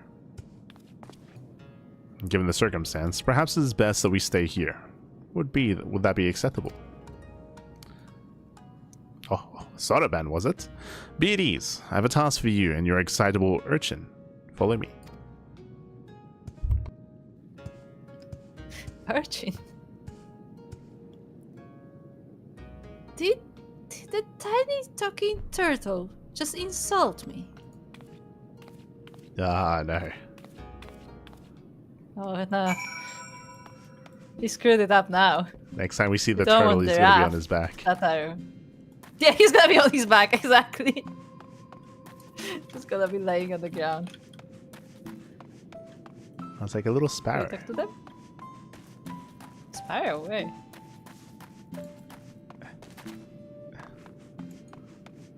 It's near where the tiger was initially. Do you see in the corner? Ah. Hold on.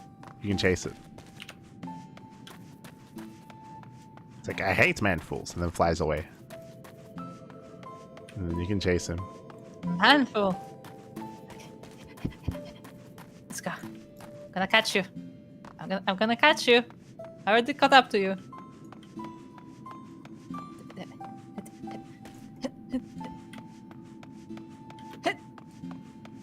What is Toke?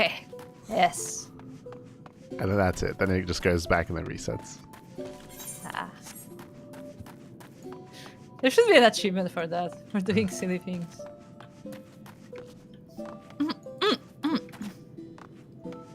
Okay, who do we talk to? Sodaban.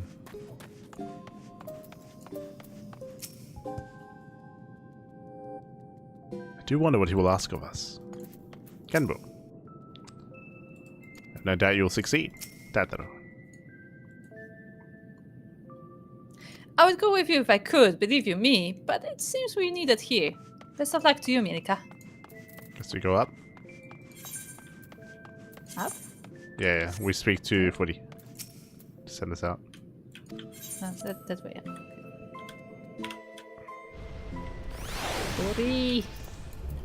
Footy is the name of a game with a really good soundtrack.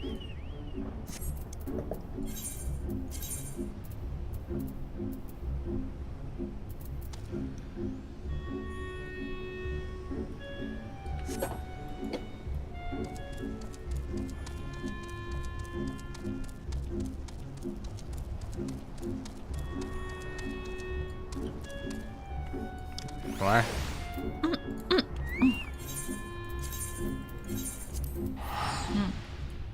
We're going to Yanxia. Okay.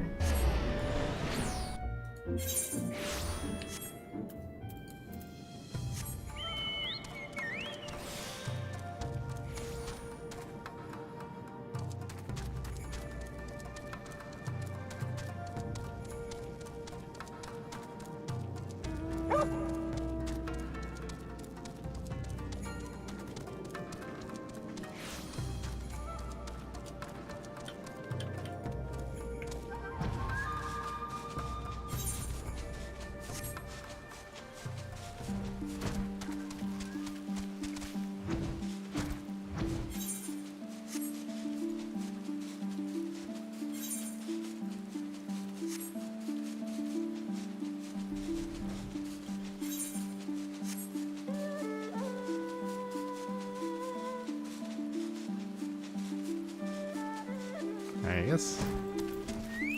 Ecco.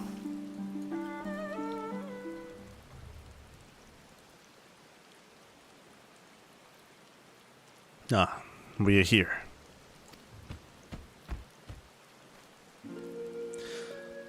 My earliest memories are not pleasant. From birth I was shunned by man and beast alike, for my snow-white fur marked me a harbinger of doom. Cast out and hunted, I struggled to survive. But I endured. I grew older, wiser, and one day, I resolved to protect this place, and those that call it home. For in spite of everything, it was mine as well. In time, they came to see me as a guardian instead of a demon. And yet, for all I have done to rise above the beast within, I may fall to madness and become the sum of their fears.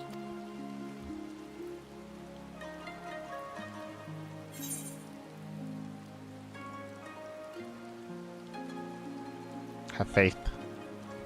Yeah, like the second one does not Yeah, like yeah. encourage you. Yeah, you will not fall. I believe in you. Ah. I don't know you, but I believe in you. Such confidence from one so young. But as age in and of itself does not confer wisdom, nor does youth go hand in hand with hubris. I warn you, for centuries has my Anmitama grown and festered. Hold nothing back, for I will not. Warrior, the time has come for you and yours to make ready. May the Kami grant you strength to save my soul. Do you think after we beat him, he will become small? He might. That, like, his size actually is, you know, a symbol of his Aramitama. Yeah, maybe. Be nice.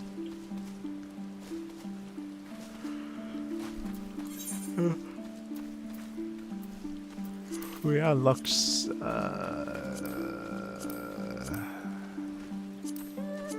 Did we unlock? The Jade There's Stoa. something. Yeah. At the heart of every auspice is a duality: the Aramitama, the primal rage, and the Nigamitama, the boundless calm. Byakko, the Four Lords, is on the verge of being consumed by his Aramitama. And should this come to pass, he will forever be no more than a feral beast. And so it falls to you and yours to face the legendary auspice in battle, to quell the madness within and save his soul.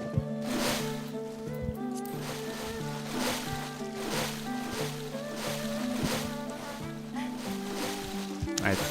Cooper, do you want to end it here or do you want to do the trial? No, let's do the vehicle.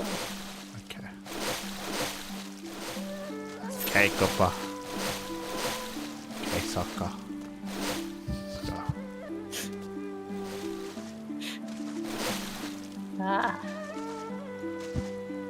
We found a puddle, like children.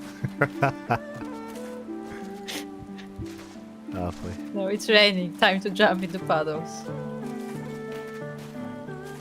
But yeah, this is going to lead into... I've seen clips of the Ninetales fight.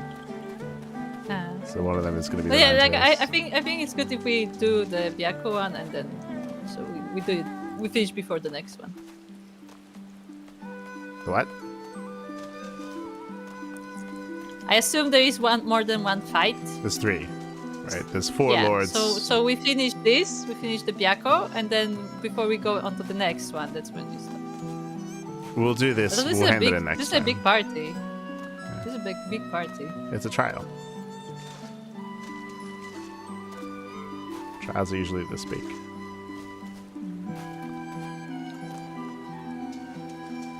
We'll see if we get a good QE.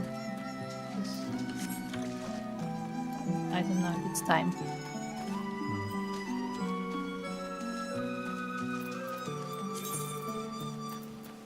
Alright, I have an orchestra roll.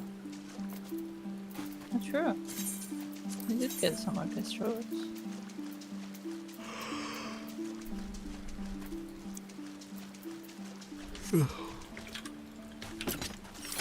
Also, for those who look forward to more content on our channels, tomorrow we're starting something else. Well, continuing something else. Yeah, tomorrow we should be going live with some Divinity. Yeah. A very different kind of playthrough, so get ready.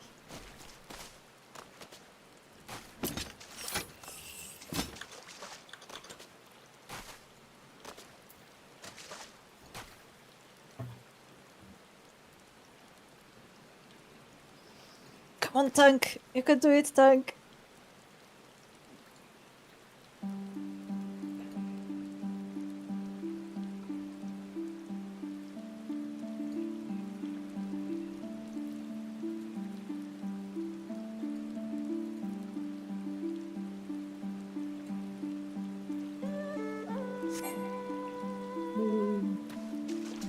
Just the time.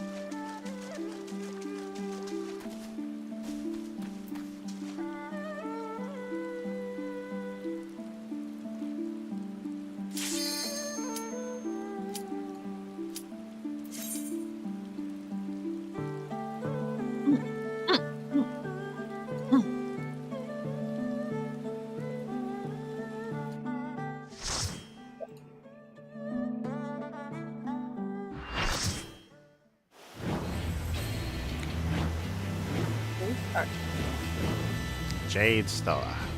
It begins. Receive from me my fury, children of man, and quell it!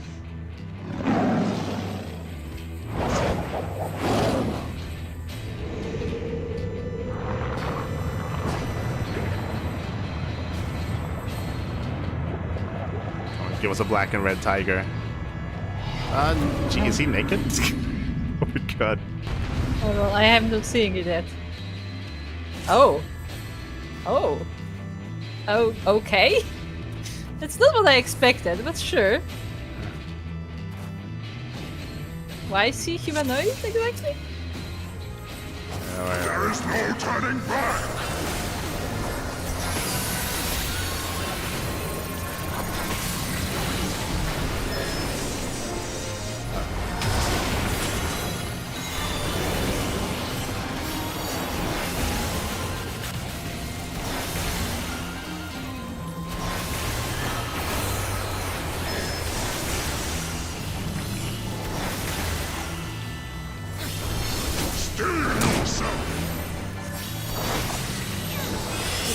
He holds me. He's holding me.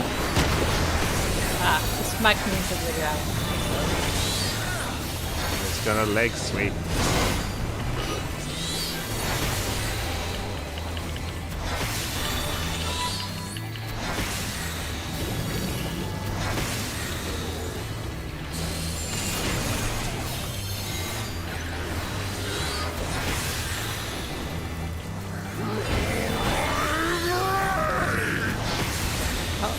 Start getting some on.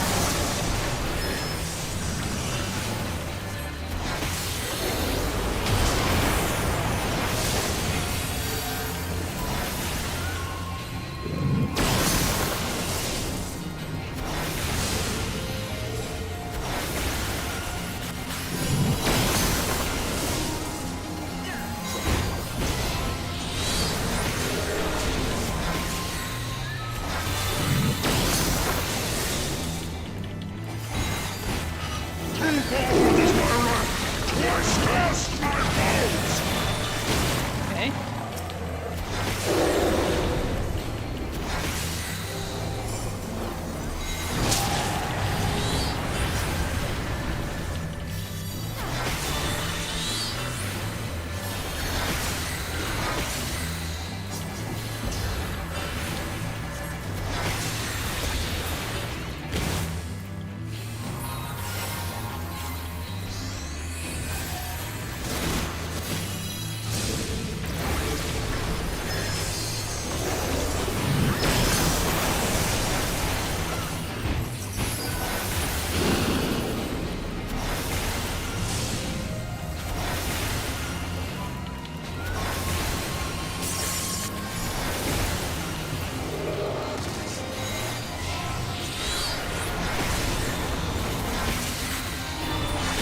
It's close to him, so I guess I should be close to him.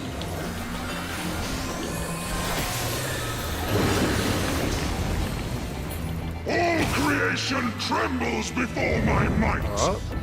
Behold, fury given forth.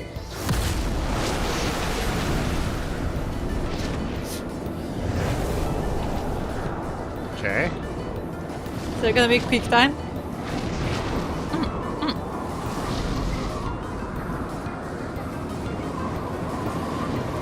My wrath is a ceaseless torrent. Oh, we can actually fly. Dodge. That's fun. I didn't make it. Oh no. Not a good flyer. Lizards are not meant to fly.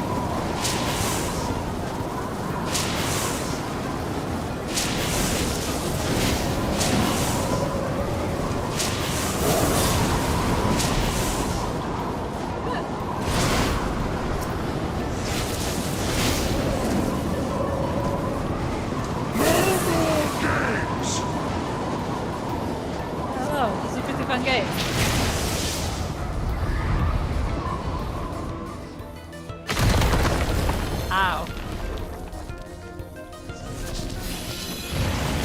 I'm glad the carbon core isn't stunned. To ashes with you!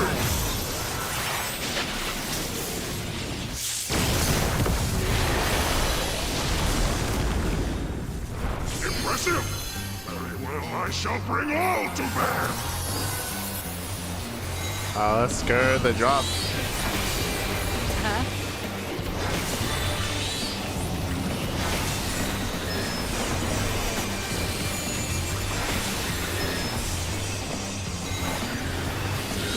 Lightning shell!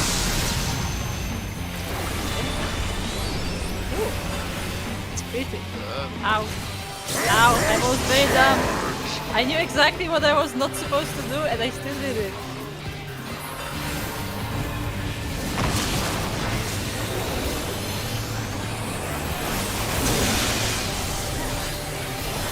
Somebody heal me, I am so bad. Lightning shell!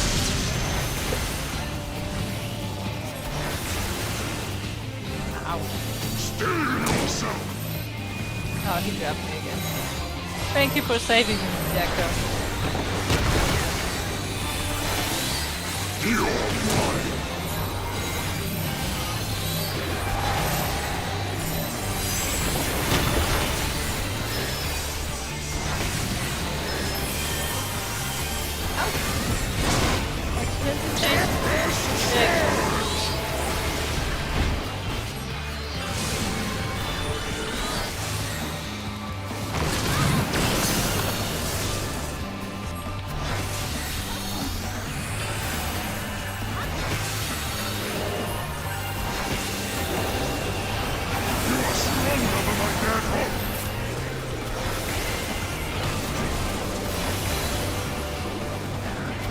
Anyone going to limit break?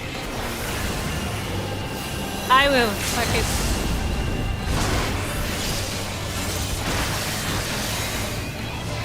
It didn't kill him.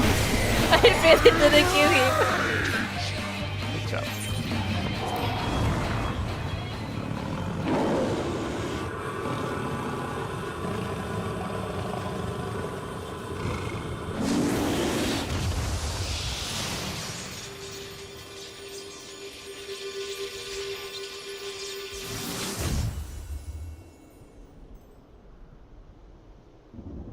I didn't turn into a small tiger. Yeah, I thought he's gonna turn into a baby because he's docile now.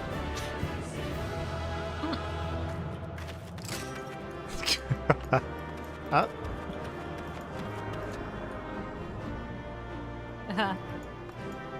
Such peace. It's like I'm gonna be sore for a month. There you go. Beat him into passivity. Yeah.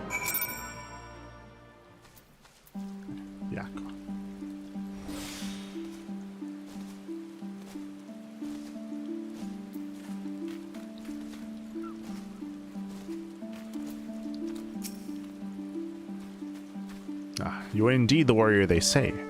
Not unlike him in many respects.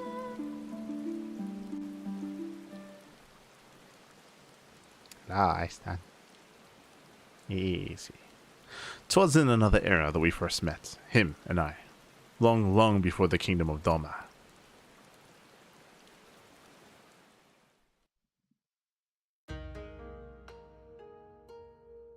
Told you before of my past, of how I was shunned by man and beast alike for the snow-white fur that marked me as a harbinger of doom. Birth of family and friendship, of home, I wandered the mountains in search of a place to call my own. There I would accept my fate and await the inevitable. But death did not come, for I was unlike my brothers in more respects than my fur. With every century I grew stronger and stranger, monstrous. In turn, what few creatures dared traverse my domain withdrew further and further. Never had I been so alone. And then, one day, I woke to find a man standing before me. Bewildered, I rose and bared my fangs as I roared in rage. Begone, or I shall rend you asunder and feast on your flesh. What fool has the temerity to approach me thus? But the man did not flee. Rather, he stood his ground and said, "This fool is named Tenzin." Ever since he was a child, he spoke the language of beasts. Then you know full well what you stand to lose. Return to your people, or die. But Tenzin threw back his head and laughed. They would kill me if I dared. For fear of my talents, I was banished. A harbinger of doom, they called me. In that instant, all my anger drained away. Tenzin's word had struck at the heart of me. Here was a fellow outcast, cursed by his kin for his very nature. That night, as I listened to his snoring, I realized I found in this man a kindred spirit.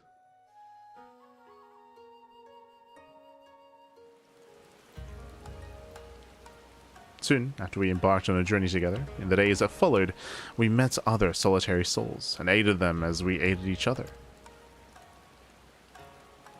But those are tales for another time. I doubt very much you are willing to stand here in silence while I recount my every adventure with Tenzin. Come, let's return to the temple. Genbu is doubtless eager to learn the outcome of our battle.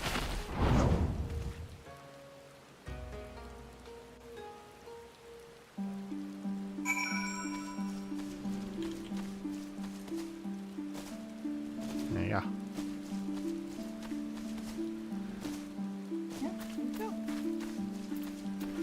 Okay, all the tigers here.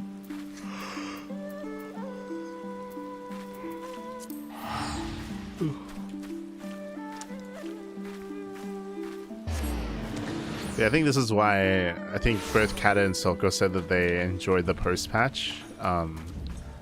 When it comes to post-patch content, I said before I wasn't too fond of the Omega storyline, especially the conclusion. I wasn't too fond of the conclusion of Omega. But I think they were like mainly speaking about these trials, which I believe are a little bit more creative. So it should be 3 of them. It should be the tiger, the fox, and I don't know what the third one is. I think that's what they were in reference to. I mean, the fights themselves are fun. They even introduced flying. Yeah, that's what I mean. Like I'm pretty sure it's those fights that they're referencing.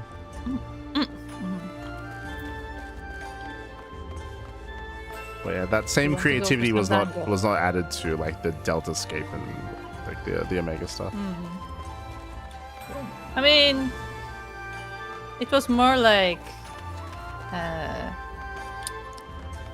nostalgia in a way, because people who played the other Final Fantasy games and other games, like they knew who the characters were. But it was more straightforward.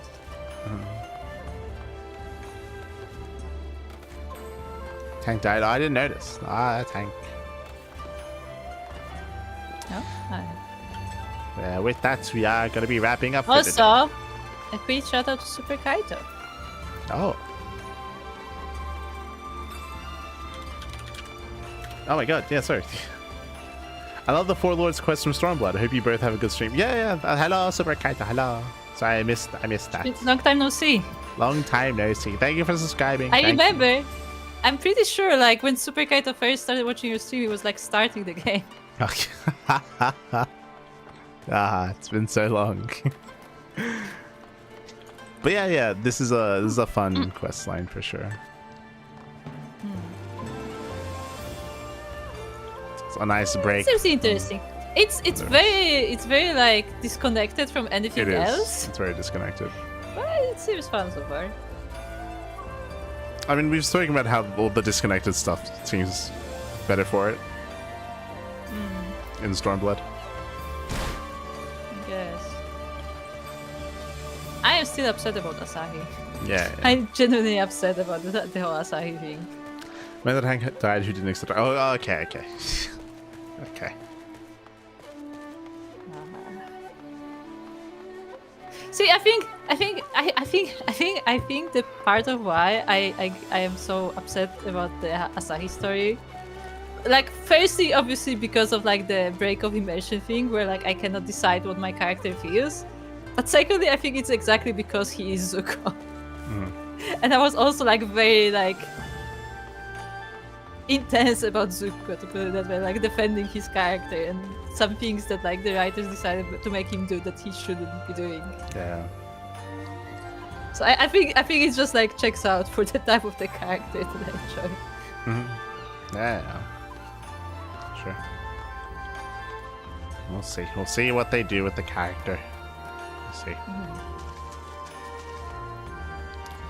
But yeah, with that, we're going to be wrapping up for the time being. We're going to be wrapping up. Again, if you're maybe tuning in for one of the first times, if you want to check out previous Final Fantasy streams, they're all on our YouTube. Whether it's my perspective or Kura's perspective, it's all on our YouTube channels.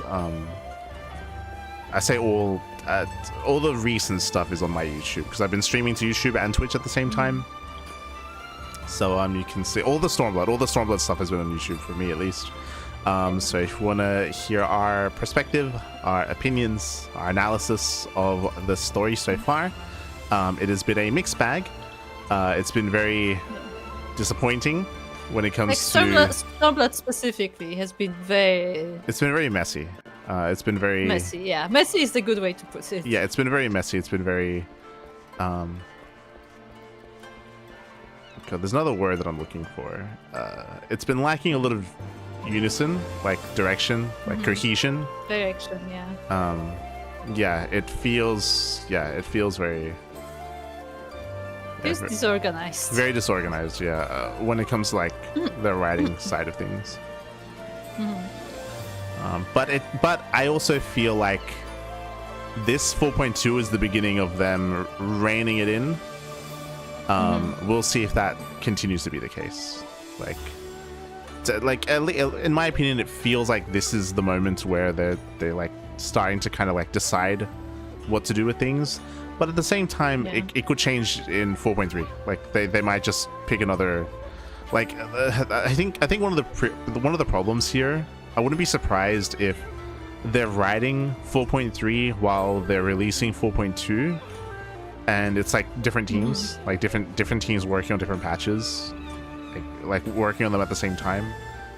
And if that's the case, then we might end up in a situation where like the next patch, then it's like jarring again because they take another direction or something. So like I hope that doesn't happen.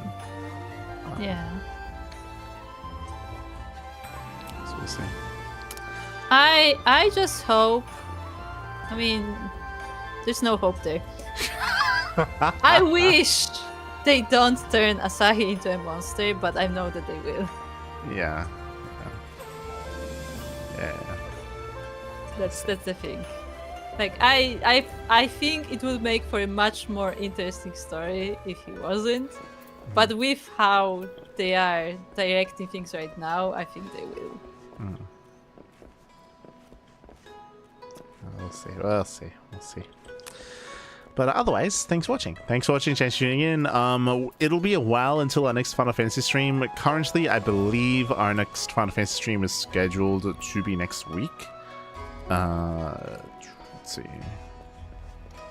In over a week, on the 9th of January. At least currently. We might do it on the 8th. I don't know. I have anything on the 8th of January. I mean, if you remember, like we have some stuff on schedule, so. So we'll see how it goes. Yeah, we'll see what happens. We'll see what happens. But most likely we'll be back next week. When it comes to tomorrow's stream, we are planning to have a Divinity stream with myself, Kuro, and Yaku. Planning on Divinity, so we'll see if we're able to do that, and we'll see how we're able to reinsert ourselves in the story, because it's been a while. It's been like 4 years or something. I did my homework and I rewatched our entire Divinity playthrough, which is on YouTube, and I made notes and I tried to note every name that we encountered. I did skip some, but I tried to at least write down every name that we encountered, just so we can like search the notes after to remember who the fuck that was. Let's go. Okay. And I know what direction we were going towards as well, so that's important, that I actually know what we were supposed to do next episode. Okay. Well, first things first. Kuppa. When was the last time we played Divinity? Was it 2020? Maybe. I think it would be like 2020. Was it 2021? You can probably check, but I think it would be like 2020. Hold on, let's see when it was on my YouTube. Like, because obviously I didn't upload it immediately, but it was fairly soon. When was that? Hold on. Where's my playlist? I do have a playlist. That said, I will say that playthrough is very chaotic, so keep that in mind. I hope we can like get a bit more organized this time because we know a bit more about DUCKLINGS. I think 5 it was, years ago.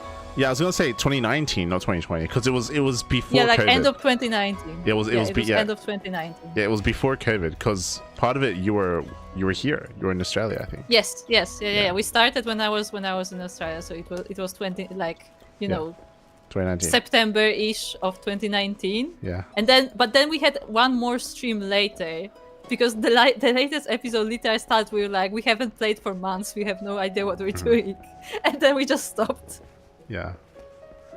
So and also we spent most of that last episode stuck in chairs. Yeah, so it's like 5 or 4-ish years since the last stream, since the last time we played. So it's been a while, it's been a long time, but you know, finally we have some time to play. So we'll see. We do our best. Do our best.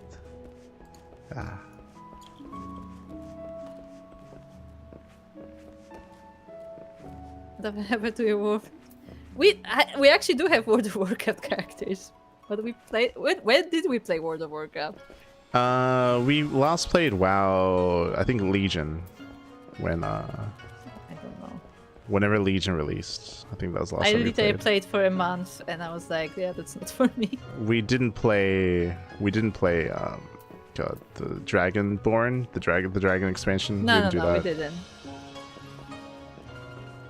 I think Legion was the last one we played. So it was probably like 2019, 2018, something like that.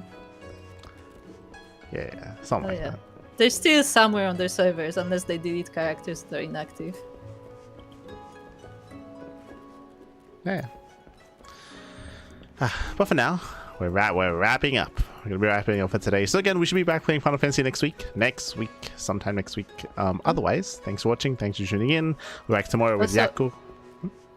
Yeah, Soko saying, gotta wait until next year for Final Fantasy stream. Good God.